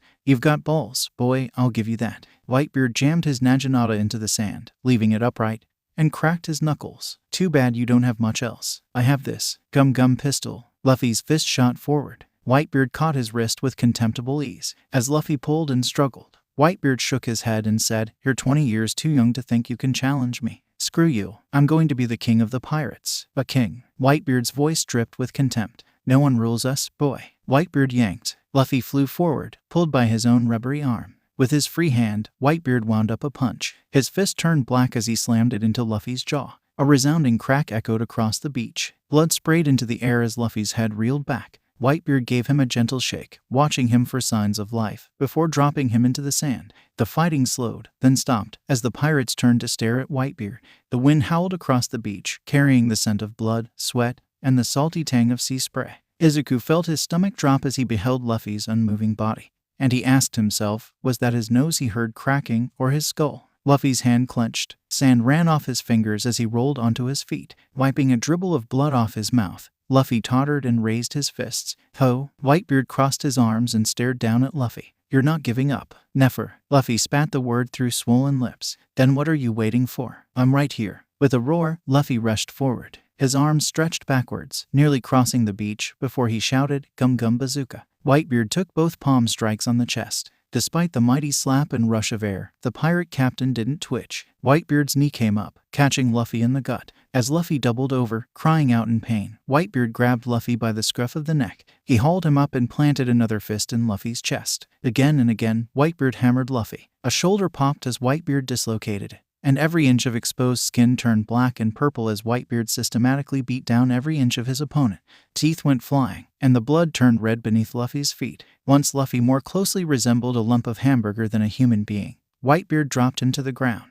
Izuku stood, rooted to the spot, staring at the person who, by all rights, should be dead. He died, and Izuku just stood there watching. Shame and regret filled him. As Whitebeard turned away, the sand rustled. The captain stopped short and turned as Luffy rose slowly to his feet. Even with both eyes swollen shut, Luffy stared down Whitebeard and raised his fists. "Are you truly that determined to rule over everyone?" Whitebeard asked scornfully. "Rule? Screw that. I'll be the freest pirate of them all, and everyone will be free. Free to follow whatever dreams they have and eat all the meat they want." Whitebeard's expression softened. "I see. But if you're going to make that happen, you'll need to get a lot stronger." "I will. Just you wait, old man. I'll kick your ass. I'll hold you to that." Whitebeard pulled his 𝗔𝗨𝗧𝗔𝗍𝗍 out of the sand. Izuku's eyes widened in horror as Whitebeard raised his blade at Luffy. "Always remember this, kid. remember, and grow stronger. Luffy looked up, gazing fuzzily at the glinting weapon overhead, and grinned a gap-toothed smile. Izuku, heart hammering in his chest, acted on impulse. He sprinted forward with all the speed he could muster and leapt at Luffy. As they crashed towards the sand, Izuku felt a searing hot line draw itself across his shoulder and down his back.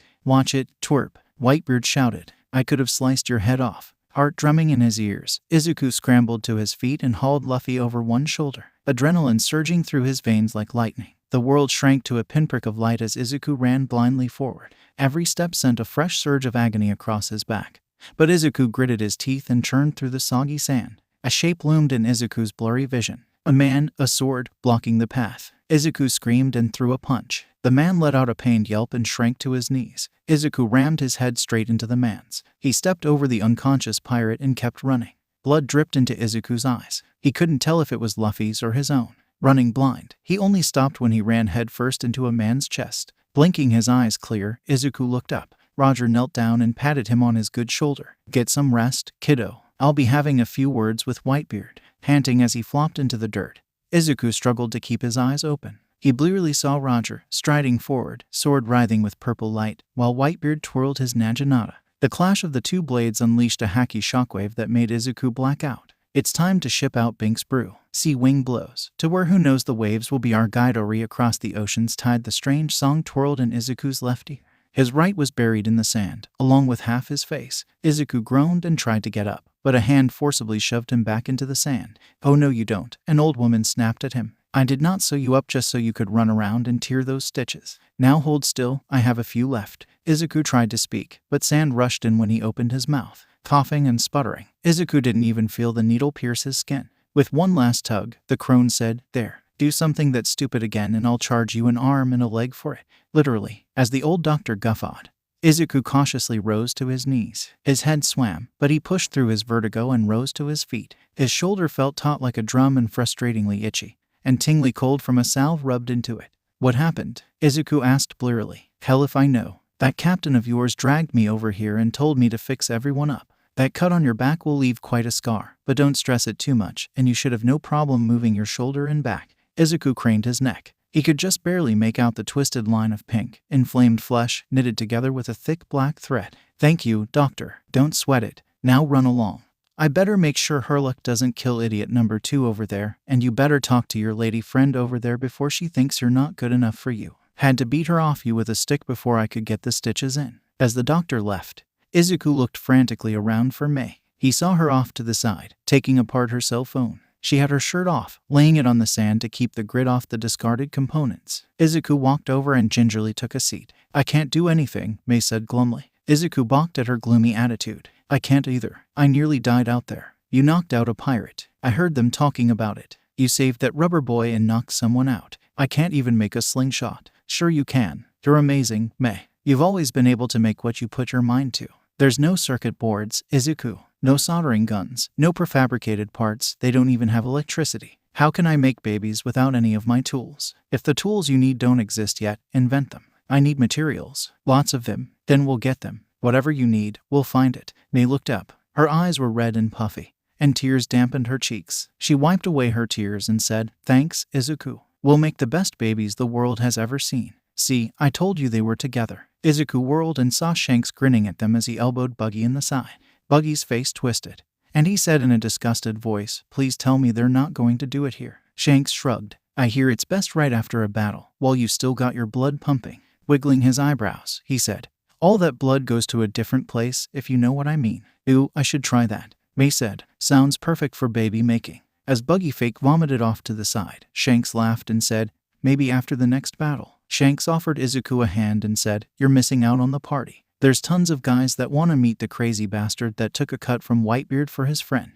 What about don't worry, Izuku," Mei said. She gestured at her disassembled phone and said, "I need to put this together anyways." Hauling him up by his good arm, Shanks wrapped an arm carefully behind his back and turned him towards the sounds of drunken singing. "Saw you get a guy good while getting Luffy out of there. Nice headbutt." Shanks leaned up against him, and his face was flushed. He plopped Izuku next to a campfire and grabbed each of them a flagon of frothing beer. "Cheers," Shanks shouted as he sat next to Buggy. "To the kid with balls big enough to challenge Whitebeard, and the kid brave enough to bail him out. Quit cheering already, you're giving me a headache." Buggy groused as he drained his tankard. His eyelids were half closed, and he hiccuped. Izuku took a cautious drink. The brew tasted too bitter for his liking, but parched as he was, Izuku drained every last drop. Across the gold and silver seas, the salty spray puts us at ease day and night. To our delight, the voyage never ends. Izuku nodded along with the song drifting through the camp. Someone elbowed him in the arm and asked, "You heard this one before?" "No, I haven't." "What's it?" Izuku turned and dropped his mug.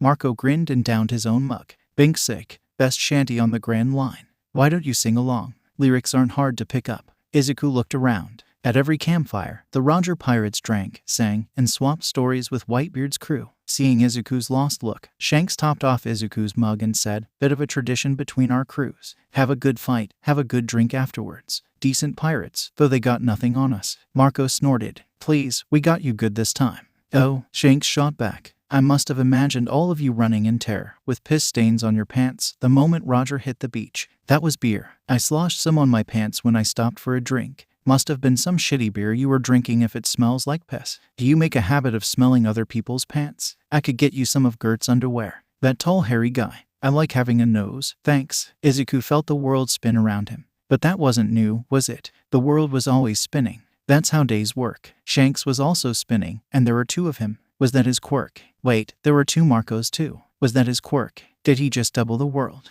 Izuku, I think you had a bit much." Buggy's face danced around Izuku like a psychedelic circus. Izuku looked down. He tipped the mug over his face and watched a couple drops plop onto his cheek. "Oh, I'm drunk." Izuku dropped the mug like it stung him. "No shit, you're drunk. How much did you have?" Under Buggy's glare, Shanks hastily said, "Well, I only gave him a couple mugs. Not my fault he's a lightweight. I need to be not drunk." Izuku slurred. "How do I vomit?" leapt up his throat and splashed all over Buggy. As the cabin boy cursed and ran for his knives, Shanks said sagely, "Exactly like that." Izuku wondered if he should be worried or relieved that he's starting to enjoy the arm-numbing, chest-burning sensation of working himself halfway to death as he lifted 10 entire barrels into the air. Rayleigh nodded approvingly and hefted another barrel on top. "Good form. At least someone taught you how to lift properly. With your knees, not your back." Izuku grunted back. "Knees, huh? And here I thought you lifted those barrels with your arms." Rayleigh turned to Luffy, who grunted and sweated under 8 barrels as 𝗵𝗃𝗄 cuffs weighed down his wrists.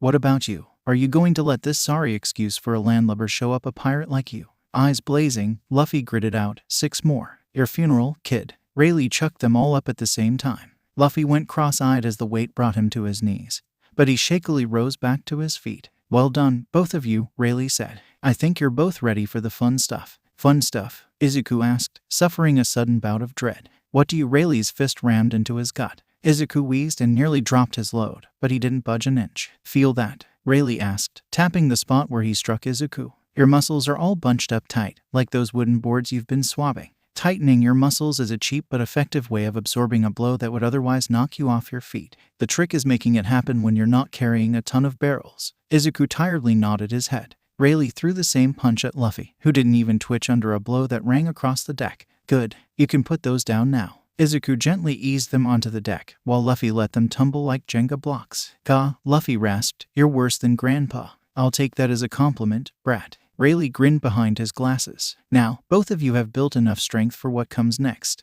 "Ooh, what?" Luffy asked. "Are we going to punch a boulder?" "No, wait, a mountain." Rayleigh disappeared. Luffy went hurtling backwards as a fist slammed out of nowhere into his face. Rayleigh popped up behind Izuku's shoulder. "Kick off the ground 10 times in a second, with all the strength in your legs, and you can gain blinding speed in an instant." Izuku jumped and whirled to his right, only for Rayleigh to blur behind his back. He grabbed Izuku's collar and hurled him across the deck. "By the end of today," Rayleigh said with his arms crossed, "you'll either get very good at dodging or very good at taking my fist to your face. Your pick." I'm so bored." 𝗵𝗃𝗁 wailed as she downed another tankard of liquid that the other pirates assured him was definitely not rum. She belched loudly and shakily held up her empty mug. "Another." "Yeah, we cut her off after her second pint," the bartender said with a grin as he refilled her tankard from a barrel. "Nothing but rainwater for her until she can stare at me without going cross-eyed." Which, given her eyes, might be a bit of a challenge. "Of course I'm cross-eyed, it's my quirk." 𝗵𝗃𝗁 slapped the top of her head. "I can see the orcs taking the hobbits to Isengard with these bad boys." The bartender cast Izuku a questioning look. He replied, "Lord of the Rings reference," and the bartender only looked more confused. "Come on, May," Izuku said, nudging her shoulder. "I think you should go to bed." "No," May slurred, "I think you should go to bed. I want to make babies." That got snickers out of every pirate within earshot. and a frustrated howl from Buggy. Izuku helped her out of the stool and said, "We can make babies later, just like I promised. For now, bedtime. You said we would make babies weeks ago. And look, no babies. May, you know we can't do that here. We're on a ship, so we'll make ship babies. I've got loads of ideas, and I'm sure they won't sink the ship we're on, but for now, bedtime. Babies, bedtime, babies, babies," Izuku repeated. "Bedtime. All right, bedtime it is." Hatsune blinked and looked owlishly at him. "You tricked me," she pouted. "Tell you what," Izuku said. "Walk in a straight line to the door, and we'll make babies right now. You promise?" "Absolutely." Hatsune's drunken stagger disappeared, and she walked briskly and evenly to the door. "Well," she asked, "was that not perfectly straight?" Izuku sputtered. "You were faking this whole time." "Of course I was. I wasn't going to drink myself silly and throw up all over the place like you did. And I'm bored." Izuku sighed. He knelt down and tilted his head around. "I don't know, that doesn't look perfectly straight. It's a bit crooked right about there." "Is not. My eyes never lie." "Well, you are a bit cross-eyed." Hatsune gasped. "You take that back." Izuku stood on a tiny, wooded island, wobbling as his legs reacclimated to solid land. Luffy stretched as far as his sea prism cuffs allowed. Shanks grinned and told a joke while Buggy watched the woods with a far-eyed stare of past trauma. Rayleigh called down to them from a tree branch. "The lot of you have the basics of the 6 powers down, but now's the time to put them to the ultimate test. With as densely wooded as this place is, your Soru better be absolutely perfect. If it isn't, you better pray like hells before you that your 𝗳𝗏𝗧𝗏's good enough to take a tree to the face." "Hell is before us," Buggy muttered. "Buggy, since you're listening to me so nice and quietly," Rayleigh said darkly, "you can practice this exercise in 6 pieces. I'll be counting." Buggy gulped. "And to make this even more fun," Rayleigh went on, "I've thrown in a few traps to keep you on your toes. Pay extra careful attention to your surroundings, and you might spot them before you end up belly deep in a pit full of centipedes." Even Shanks and Luffy shivered at that, both their good spirits gone in an instant. Buggy chortled at them, floating above his own shoes, when Rayleigh made eye contact with him and added, "There's hornet nests too, I should imagine. But they're pretty high up. Most of you shouldn't have to worry about it." "Oh, come on," Buggy roared. "Take as much time as you like going through there. Just keep in mind, I'll be eating your lunch while I wait." Fires lit up in Luffy's eyes, with his stomach rumbling. As Rayleigh had warned them not to eat that morning for their training, Izuku found himself equally motivated.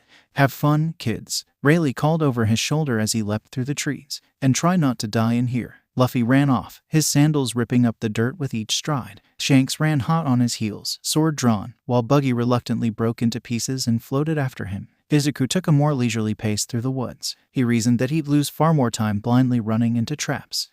And he had a vague suspicion that the centipedes in this universe were far bigger and nastier than the variety he was used to. Everything else was. A low growl startled Izuku out of his thoughts. He turned and saw a bear lumbering towards him. "Oh, phew," Izuku said, chuckling. "It's just a bear." Then his brain caught up with his words, and his expression grew horrified. "Oh shit, it's a bear." The bear roared and sprinted towards him. With a shriek of terror, Izuku zipped away with Soru. As a brown blur raced towards his head, Izuku bent over backwards, spine parallel to the ground. A branch whipped past his nose. Izuku stopped for a breather and examined the branch that nearly took his head off. "Rayleigh was right," Izuku muttered. "With that kind of speed, it's nearly impossible to react in time. I can't jump blindly or I'll crack my nose on something." A furious growl came from behind him. Izuku sighed. "Oh right, the bear." The moment Izuku moved, the bear's claws tore through the tree bark behind him. The tree came crashing down, and Izuku hastily leapt into the air to avoid its branches. A snake darted out from a nearby tree. With a surprised yelp, Izuku kicked on the air, getting just enough distance to avoid the snake's fangs. Flipping and landing perfectly on his feet, Izuku beamed at the snake and shouted, "Better luck next time." Izuku heard an irritated growl. He turned around and saw the bear giving him the stink eye. "Look, I'm sorry I'm forgetting about you so easily," Izuku said. "I'd usually be terrified of a bear, but after those piranhas the size of my head, and those giant ants trying to bite off my ankles, a bear is just, well." The bear roared and swiped at him. Izuku ducked, letting the claws pass over him, then leapt up and hit the bear's muzzle with an uppercut. The bear whimpered and fell backwards with a heavy thud. "Phew, all right, now I can." A bear cub ran out of the underbrush and shook the fallen bear. Another bear ambled in from behind, gave the scene a shocked expression, and took out a transponder snail. As Izuku watched, more bears poured in, including half a dozen in white jackets. The bear pulled out a crumpled piece of paper and read it with a series of low, rumbling growls. Then, nodding to his fellows, the bear held out a paw, and another rushed to put a large, spherical rock the size of Izuku's head into it. Izuku sprinted for dear life as a thrown boulder smashed through the undergrowth, leaving a circular hole through the foliage. Using 𝗬𝗪 as much as he dared, ducking and dodging around rocks thrown like cannonballs, Izuku kept ahead of the bears until he managed to lose them at a ravine. Izuku panted and leaned against the dirt wall. Bear cubs. Okay, those are a thing. Better get moving before Rayleigh eats all the Izuku's foot hit a tripwire. He froze, searching for the trap he just set off. A dud. Guess I got lucky. As Izuku kept walking, he heard the rush of water. Looking back, Izuku yelped as he saw a deluge of water, with piranhas snapping eagerly in the waves, crashing down towards him. Izuku leapt, and his feet barely cleared the water as it surged under him. With a few shaky 𝗵𝗄, stepping on the air itself, Izuku stumbled onto the shore of the new river. Please tell me I'm getting close. A low growl answered him. Izuku groaned and faced the 6 bears behind him. One hefted a rock in a paw. Enough with the bears already. And then I led the bears into the centipede pit, flipped out of there, and ran like crazy until I made it here, Izuku said, punctuating his story with a sip of his generously watered-down beer. Ah, the bears, Rayleigh said fondly. 𝗏𝗏 got drunk on this one island one weekend. Blame him if we ever run across him. You fought bears? Luffy asked. Lucky. I only ran into a whole bunch of traps. PFFT, you're one to talk, Buggy grumbled. That last trap catapulted you here. Meanwhile, I had to dodge mafia magpies. I mean, seriously. Magpies. Sounds like you all had fun, Shanks said, grinning. I wish I ran into something. I just strolled through the woods and made it out. Lucky bastard. Rayleigh regarded them warmly and sipped his own beer. You kids did well. The 4 of you could take just about anything that paradise could throw at you. The new world, now that's a different beast altogether. Any pirate hoping to last a week on the other side of Fishman Island needs at least one form of haki. Buggy groaned. We already have haki. Why are you giving us this lecture again? Rayleigh flung a rock at him. Buggy yelped as it left a red welt on his forehead. Are you sure you have haki? Even the greenest pirate past the red line would have dodged that one. As Buggy grumbled angrily and rubbed his forehead, Izuku's brain hit the brakes. Haki? What's that? Rayleigh stood. As he cocked his arm back, a black aura engulfed it from the shoulder down, then he punched straight down. Branches shook, birds squawked and took off in a flapping cloud, and a bowl of smoked salmon rattled off the table before Luffy caught it with his outstretched mouth. Does that answer your question? Rayleigh asked. But how did you do that? Izuku asked, mind whirling at 1,000,000 miles an hour. And how did your collarbone withstand the force you exerted on the ground? The color change didn't extend past the shoulder, unless there was an internal component that didn't appear on the surface. Rayleigh flicked Izuku on the forehead. Haki isn't something that you understand, Izuku. It's something that you do, that you feel, deep down in your heart. And how do I do that? Well, I was hoping you'd figure it out during your stroll. But seeing that you did not, we'll have to unlock yours the hard way. After seeing the serious expression on Rayleigh's face, Izuku didn't get much sleep that night. Steady, just a little more. Are you sure this is going to work? It's a crossbow, Izuku. They made those things back in medieval time. How hard can this be? Izuku's arms strained as he bent back the twin arms of the crossbow while May tied some corded fishing line on each end.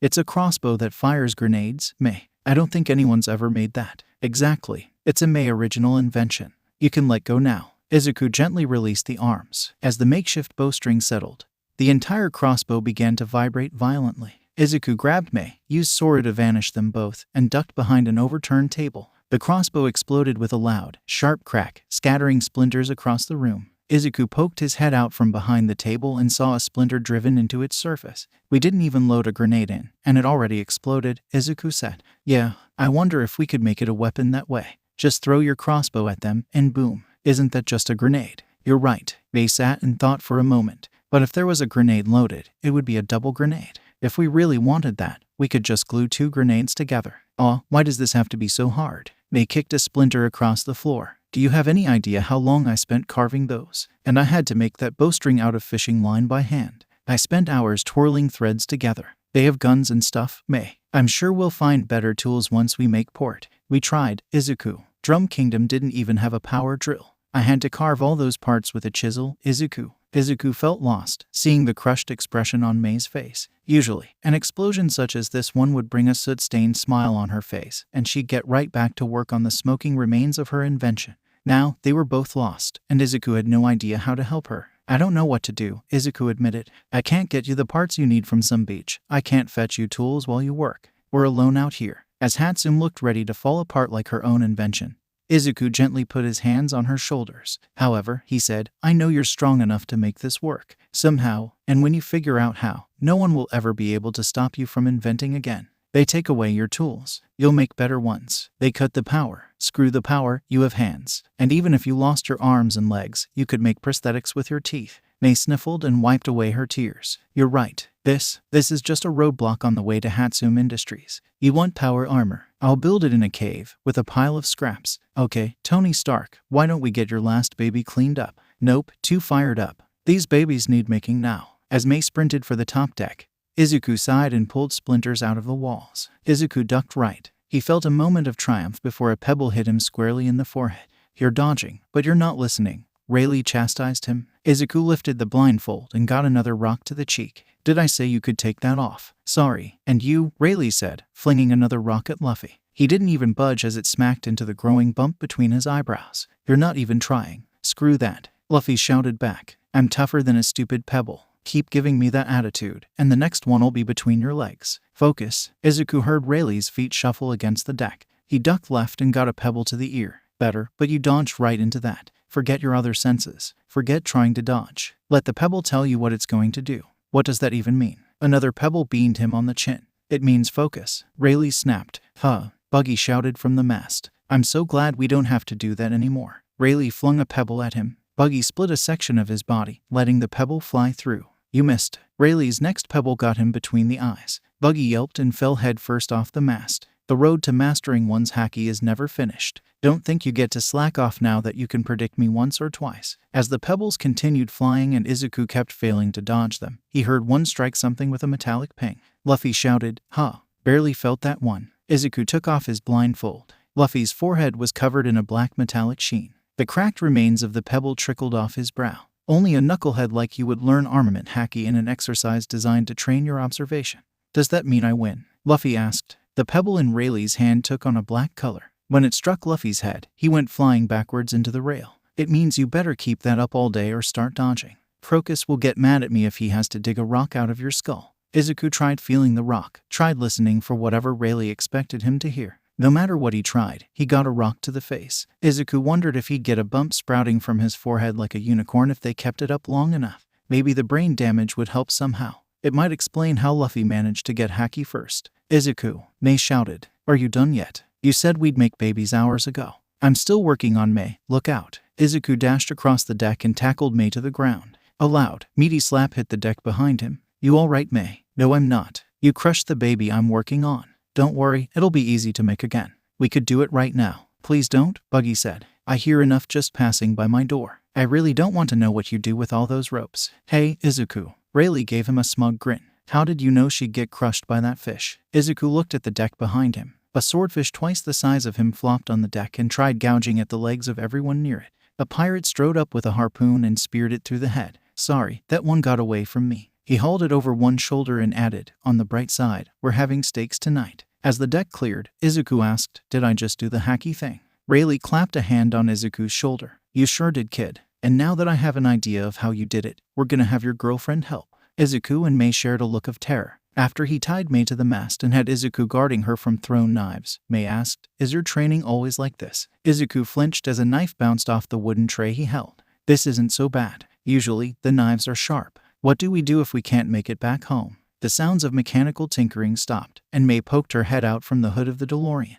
We will. No point thinking about it. But I mean, we have to get this car going 88 miles an hour, right? May guiltily looked away. Well, not exactly. What does that mean? That whole 88-mile thing is just a movie reference. The car could be standing still, and it would work. Really? Why haven't we gotten back already? May winced. Well, I programmed it to only start the time travel process when the car is traveling at that speed, and without a computer to change the programming. So we do have to get up to 88 miles an hour. Yes, and they don't have paved roads. I could always get the flight module working again. Izuku frowned. Couldn't we just spin the tires fast enough to make the car think it's going that fast? Normally, we could. Izuku slapped his forehead. You redesigned the speedometer, didn't you? How else were we supposed to get accurate measurements while flying? And that means we need to get up to 88 miles an hour somehow. That's right. And we don't even have a train like they did in the third movie. We could invent one. Izuku sighed. Guess we'll be here a while then. Hey, it's not so bad. These guys are super nice, right? Yeah, I guess you're right. Izuku felt his stomach drop as he stared at the newspaper a giant seagull had deposited into his lap.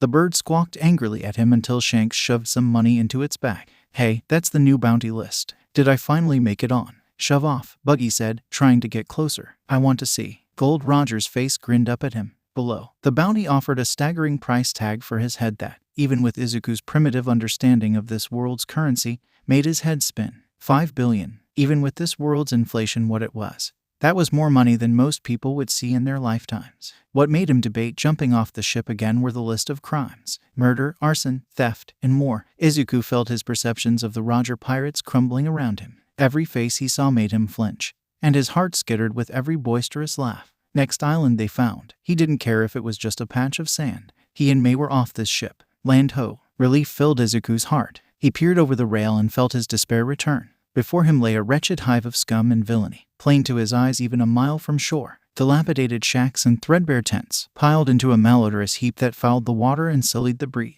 Empty bottles bobbed in the waves, ships traded cannonballs and even rammed each other for docking space, and the odd gunshot punctuated the raucous shouting that welled up from the bars and brothels. Rayleigh stepped up next to him. That's 𝐬𝐽, he said grimly. Pirate haven, and not the nice sort. Don't wander off. Keep one hand on your wallet and the other on a knife, and don't ask what's in Priscilla's spicy buns. As they weighed anchor in a secluded cove, Izuku resolved to jump ship on the next island. Izuku felt twitchy as he walked through 𝐬𝐽's muddy streets, all but clinging to May to keep her from sprinting towards the nearest shiny bauble to catch her eye. His nerves are definitely not helped by the leers and chuckles of the pirates lining the streets. Some make a show of polishing knives or loading pistols, but they disappeared like minnows the moment they caught a glimpse of Rayleigh. Rayleigh looked around the empty street and nodded. That should be enough. Have fun you too. Wait, but Izuku called back to Rayleigh, but the pirate turned down an alley and disappeared. Sighing, Izuku turned back towards May and said, We better stick together since Rayleigh just left us. Izuku trailed off. May was nowhere to be seen.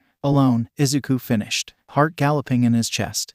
Izuku sprinted from building to building, poking his head in taverns and homes. He caught a glimpse of pink hair a few times, but every tap on the shoulder revealed either rugged, scarred scowls or a more effeminate face that made him feel a different kind of fear. Gasping for air, Izuku staggered into the main square. A sea of unfriendly faces swirled around him, and while none tried to accost him, none offered to help him either. A man ran screaming down the road. He shouted something at those nearest him, and the rest took off in a stampede. Izuku's heart soared. Rayleigh, he'd know what to do. Izuku ran against the current, pushing through greasy bodies and rough shoves until he broke through to an empty street. His excitement withered when he saw a man stroll through the street. He had Roger's impressive frame and presence, but he wore a white coat with a Hawaiian floral t-shirt underneath, and he had a bushy but neatly trimmed beard. The man took out a rice cracker and munched on it as he strolled down the street. MMPH, I only asked for directions, he grumbled. Lousy pirates. His eyes found Izuku. He stopped, rice cracker halfway to his mouth. Huh, a kid. Didn't think they had those in 𝐬𝐽. Hi, I'm Izuku. The man grinned. The name's 𝗵𝘃𝗲. Want a rice cracker? Izuku gingerly took a cracker and bit into it. His face twisted in disgust at the stale taste. 𝗃𝗏. I feel like I've heard that name before. 𝗃𝗏 gave an abashed grin. Well, they do call me the hero of the Marines. I've been in a paper or two. Izuku stared in amazement. This world had heroes too. He had a million questions, but before he could ask any of them, 𝗃𝗏 said, You look lost, kid. Looking for something. Izuku hesitated, but with no one else to turn to, he said, My friend. She got lost, and I need to find her before something bad happens to her. 𝗃𝗏 sighed. Kid, this is 𝐬𝐽. If it's been 5 minutes, she's long gone. Izuku's heart sank to his toes. The implications of losing May struck him like a hammer. No May meant no time machine. No time machine meant he was stuck here forever. He'd never see his mom again, or Kakin, or go to UA, or become a hero like All Might. There has to be something. Izuku shouted, grasping at straws. 𝗃𝗏's face twisted. I'd like to help, but I'm already on an important assignment. I need to find the Roger pirates. The Roger pirates, Izuku echoed. We got word they were headed this way, so we got a trap waiting for them. But, without knowing where they docked their ship, we can't close the net. 𝗃𝗏 rolled his shoulders. So, of course they sent me in to find Roger, since anyone else would get clobbered by him. Izuku's thoughts drifted back to the wanted posters. How bad are they? 𝗃𝗏 mulled over the question for the moment. Bad enough that the Marines sent every admiral on this mission. He's not the worst pirate out there, not by a long shot, but he is the most dangerous. If he gets what he's after, he could bring down the world government. Izuku had a few gaps in his knowledge, but bringing down the government felt far too villainous for his taste. If I help you find the Roger pirates, could you help me find May and keep us safe? May, that girl you're trying to find. 𝗃𝗏 gave him a thoughtful stare and stroked his beard. How much do you know, kid? Izuku hesitated. He remembered the weeks spent on the Oro Jackson. eating, fighting, and training alongside the other pirates. They didn't seem like villains to him, yet they were. They burned down Whiskey Peaks and took their treasure. They had wanted posters, and they had a hero of this world hunting them. I know where they're docked. In a cove, on the other side of the island. 𝗵𝗃 clapped a hand on the shoulder. I can't promise I'll find her in one piece, but I'll look. And the moment I get back to Marine HQ, I can put in a good word for you. Young man like you would make an excellent Marine. Grumbling under his breath, he added, unlike my layabout of a son. Won't even get a real job. Sounds good, I guess. Izuku saw no harm in agreeing, since he'd be back home with May once they figured out their time machine problems. But could we find May really quick? 𝗵𝗃 pulled out a transponder snail. Izuku stared at the cephalopod in bafflement as 𝗵𝗃 talked into it.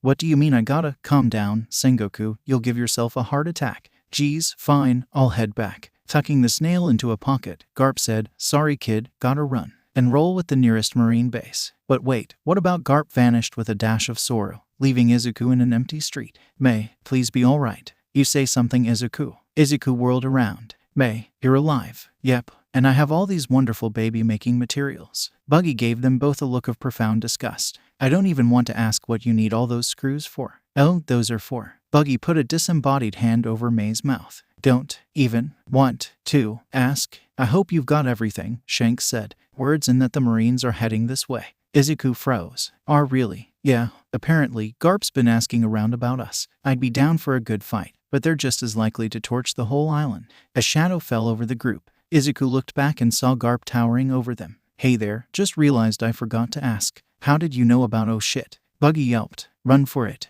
Buggy sprinted away, with Shanks hot on his heels, but 𝗵𝗃 vanished in a flash, only to reappear right in front of them. You look familiar, 𝗵𝗃 said, lazily picking in his ear while he stared down at them. Have we met before? Swallowing a massive lump in his throat, Buggy stammered out, no sir. I was just, running home to grab a piece of paper for your autograph. I'm a huge fan of the Marines and definitely not a pirate, nope, and definitely not a cabin boy on Gold Roger's crew. Shanks gave Buggy an unimpressed, flat stare. Buggy sweated buckets and waited for the Vice Admiral to respond. Really? Well, I don't mind signing something for you. Better make it quick, though, I'm on the clock. Buggy let out a huge sigh of relief. He gave a quick thanks and ran off, but 𝗵𝗃 grabbed his shoulder, frozen mid-step. Buggy trembled and prayed to every deity he knew of while 𝗵𝗃 turned him around. That nose. I remember that nose. Biggest, reddest nose I've ever seen. Now where have I seen it before? Anger warred against paralyzing fear on Buggy's face. It's really not that big. Just a bit swollen. Bumped it on the door the other day, silly me. Not that big. 𝗵𝗃 laughed. You could launch that schnoz out of a cannon and use it for a signal flare. And I thought that one kid's butt chin looked bad. But hey, at least he could cover that up. With a roar of indignant rage, Buggy slammed a knife into 𝗵𝗃's neck. The blade snapped at the hilt. 𝗵𝗃 rubbed his neck, exposing a lustrous black patch. That one tickled a bit. You really are one of Roger's, aren't you? Too bad you couldn't outsmart 𝗵𝗃 the hero, eh? Shanks stage whispered to Buggy. 𝗵𝗃 said he's smarter than you. I will kill you in your... Buggy replied through gritted teeth. The rest of his threat was cut off by 𝗵𝗃's blackened fist in his face. His nose flattened under the impact, and when Buggy hit the ground, knocked unconscious, his nose grew even bigger. Whoops, 𝗵𝗃 said. Thought that might make his nose smaller. Ah well. Shanks drew his sword and put himself between 𝗵𝗃 and Izuku. Get back to the ship, he told him without taking his eyes off the Vice Admiral. I'll hold him off. You think you can stop me? 𝗵𝗃 cracked his knuckles. I've used tougher pirates for toothpicks. Maybe, but could they do this? Izuku felt a monstrous pressure swell around him. May swayed on her feet, eyelids fluttering, and he rushed to hold her up. As bad as he got it, he could tell by the rippling of the air that Shanks directed his mysterious aura away from them, directly at 𝗵𝗃. Standing tall under the crushing pressure, 𝗵𝗃 rolled his shoulders and said, Conqueror's will. And that's strong at your age. You're too dangerous to run around. I'll make sure 𝐒𝐩𝐢 keeps a tight leash on you. Shanks roared and ran forward, coating his swords in armament 𝗧𝗃. 𝗵𝗃 sidestepped the frantic lunge, aimed a punch, and shouted, Fist of Love. Even through defensive 𝗧𝗃 and Tekai, the punch knocked Shanks off his feet. His swords clattered to the ground as he rolled on the ground, retching and dry heaving. You could have been a great Marine, 𝗵𝗃 said sadly as he stood over Shanks. A Vice Admiral like me, or even Admiral if you wanted to. Go fuck yourself, old man, Shanks wheezed.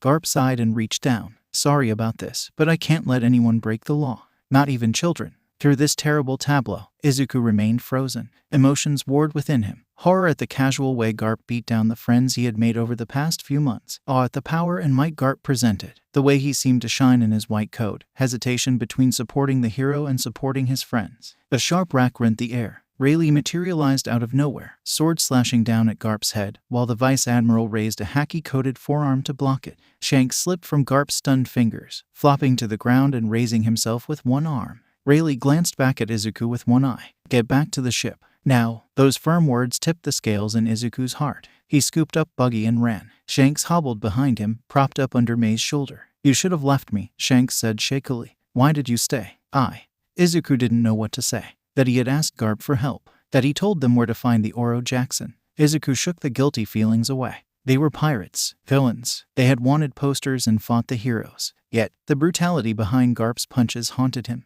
At the same time, didn't All Might fight like that too? How were they any different? Was he helping villains run away from this world's All Might? There they are. A deep voice snapped Izuku out of his oscillating thoughts. Fire at will. Izuku's eyes widened in horror at the sight of a firing squad aiming at them. Aiming at Mei. Dropping Buggy, Izuku dashed in between her and the guns and hardened his body as much as he could, praying that he could finally make armament haki work. He didn't. Lances of fire pierced his body. 3 in the chest, 1 in the forearm over his eyes, and 2 more in his right thigh. Trickles of blood ran down the bullet holes, soaking his clothes. Gritting his teeth, Izuku sprinted forward. The Marines yelped as Izuku sprang onto them in a flash. Izuku moved on numb instinct, sweeping the legs out from under one Marine with a kick, jamming an elbow into another's jaw, punching a third in the gut so hard his boots left the ground, then slamming 2 more with a roundhouse kick. When the last Marine charged at him with a sword, Izuku stepped into their overly large backswing and headbutted them. As Izuku caught his breath, he stared down at the groaning Marines and felt panic grip him. Had he really just broken the law? Was he a villain now? But they tried to shoot Mei. Was he supposed to sit there and let it happen? A hand clapped him on the shoulder. Izuku flinched and looked back. Shanks shakily grinned and said, "Nice save. I'll tell the others it was 20 Marines and a captain you fought off." With a pained chuckle, he added, "Not like Buggy will ever know." Thanks. Just a bit further." Shanks wheezed. "If 𝗵𝗃 is here, who knows who else they brought? This could get ugly." Buggy groaned, and his eyelids fluttered open. Who shot me with a cannonball? Welcome back to the living, sleeping beauty." Shanks coughed and clutched his stomach. "I didn't get knocked out." "Screw you." Buggy's face went pale as he stood up. "So, I wasn't dreaming about 𝗵𝗃." "Nope. We're running for it." "Yep. Great. I love it when we do something sensible for a change. Not arguing with you this time. 1 punch is more than enough for me." While Shanks and Buggy had their conversation, Izuku drifted over to Mei. "Are you all right?" She looked pale and shaken, and her eyes drifted to the bleeding holes in Izuku's shirt. She quickly nodded and clutched her hands to her arms so they would stop shaking. Not knowing how else to help, he brought her in for a quick hug, ignoring the way it squeezed the holes in his chest. "Everything will be fine. We'll make it out of this somehow. I promise. I'll keep you safe." Mei didn't say anything as he stepped back. Izuku stomped ahead, thoughts whirling as he kept an eye out for more Marines. His internal debate raged on, but the conflicted emotions felt muted as the multiple gunshot wounds throbbed with each step. A bullet worked itself out from his thigh and clattered against the ground. Even so, a part of him felt more alive than ever. 6 men shot at him, and he beat them all. He saved Mei. Was there really anything wrong with that? Izuku broke off his thoughts when Shanks held out an arm in front of the group. "Hold up. Marines beat us here." Creeping through the leafy brush, they came upon a battlefield. White-clad Marines charged at the sides of Oro Jackson's hull, hurling grappling ropes and firing rifles, while a motley band of pirates defended the deck. Bodies from both sides littered the area, and the cove stank of discharged gunpowder. "Looks like we'll have to fight our way through." Shanks turned towards Mei and frowned. "Maybe you should hide somewhere until things calm down." "I'm staying with her," Izuku cut in. He couldn't let her out of his sight. "Not again." Shanks hesitated. "I don't think we can make it without you. Guess the 4 of us will have to hide together." Leaves rustled and branches snapped as more boots came up from behind them. Shanks swore under his breath and drew his swords. "No choice. Let's move." "Wait, couldn't we still hide?" Izuku asked. Buggy snorted. "You crazy. They find us, we'll be surrounded. Maybe you can take a few bullets, but the rest of us sure as hell can't." Izuku had frantic thoughts about breaking off and telling the Marines he wasn't a pirate. But then again, the last group he found opened fire without asking questions. Could he really trust them when they had already tried to kill Mei once? "How are we doing this?" Izuku asked. Shanks looked Buggy over. "You up for a pinwheel?" Buggy flinched.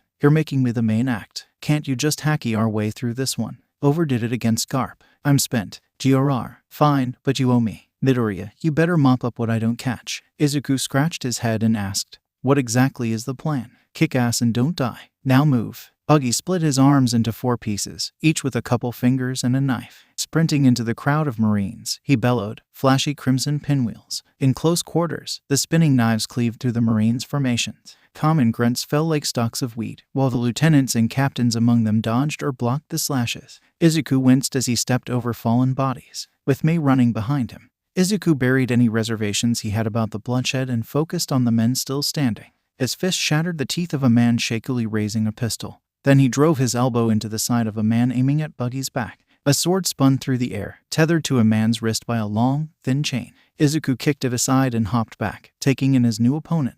The Marine sauntered up, twirling the chain and letting the sword spin around him. Cheap tricks won't work on me, boy. You're out of your. A bullet caught him in the side of the head. Izuku looked back at the ship and saw a sniper encouragingly wave him forward. Looking back at the fallen captain, Izuku swallowed nervously and kept running. A few punches later, the mass of Marines assaulting the ship thinned out, exposing an empty stretch of rock leading to the ship's deck. Buggy brought all of himself back together and whooped for joy as he ran to the Oro Jackson. His shouts of joy were cut short when Garp landed in front of him. "Guess I didn't punch you hard enough," Garp growled. "Maybe this'll fix your nose." Buggy went flying. Blood gushed out of his squashed nose, and a few teeth bounced off the stony ground. Garp turned over to Izuku and saw Shanks leaning against him. "What are you doing here, boy? Didn't your friend get taken by pirates?" "She's right there," Izuku said numbly, pointing at Mei. Garp stared at Mei. Mei stared back at Garp. "Huh, well, good for you. Hand him over and we'll find a white coat in your size. Might even find a spot for your friend too." Shanks shot him a confused look. Izuku looked back at Mei and asked, "Are the Marines good?" "Of course we are." Garp gave him a grin. "We serve the law and protect the people." "Then why did the Marines try to shoot Mei?" Garp's smile froze. His eyes roamed over the bullet holes in Izuku. "It was probably just a misunderstanding. We can talk it out at Marine HQ while we get your paperwork probably." Izuku asked, "Does that mean there's a chance it wasn't a misunderstanding? That they meant to shoot her?" Garp heaved a long sigh. "Kid, sometimes sacrifices need to be made in the name of the law. It's not easy, keeping the peace out on the open seas. So, the law says it's okay to shoot someone who did nothing wrong." Garp's silence was answer enough. Izuku balled his fists and strode forward. "I'm going to be a hero one day. The best." Garp's face brightened. "Great, kid. We'll get you signed up right. Heroes save people. They save whoever they can, no matter what. Can you really say that about yourself?" With a tired expression on his face, Garp said, "It's not that simple, kid." "It is. You're not a hero. Don't do this, kid. Don't throw your life away for a dream. For the first time in my life, I feel like I can actually do it. I'm not giving up." As Izuku stepped forward, the sight of guns aimed at Mei sprang to mind. Garp brutally beating down Shanks. Buggy lying broken and insensate on the ground. Everything felt confused, wrong, and he had felt himself half drowning in quicksand.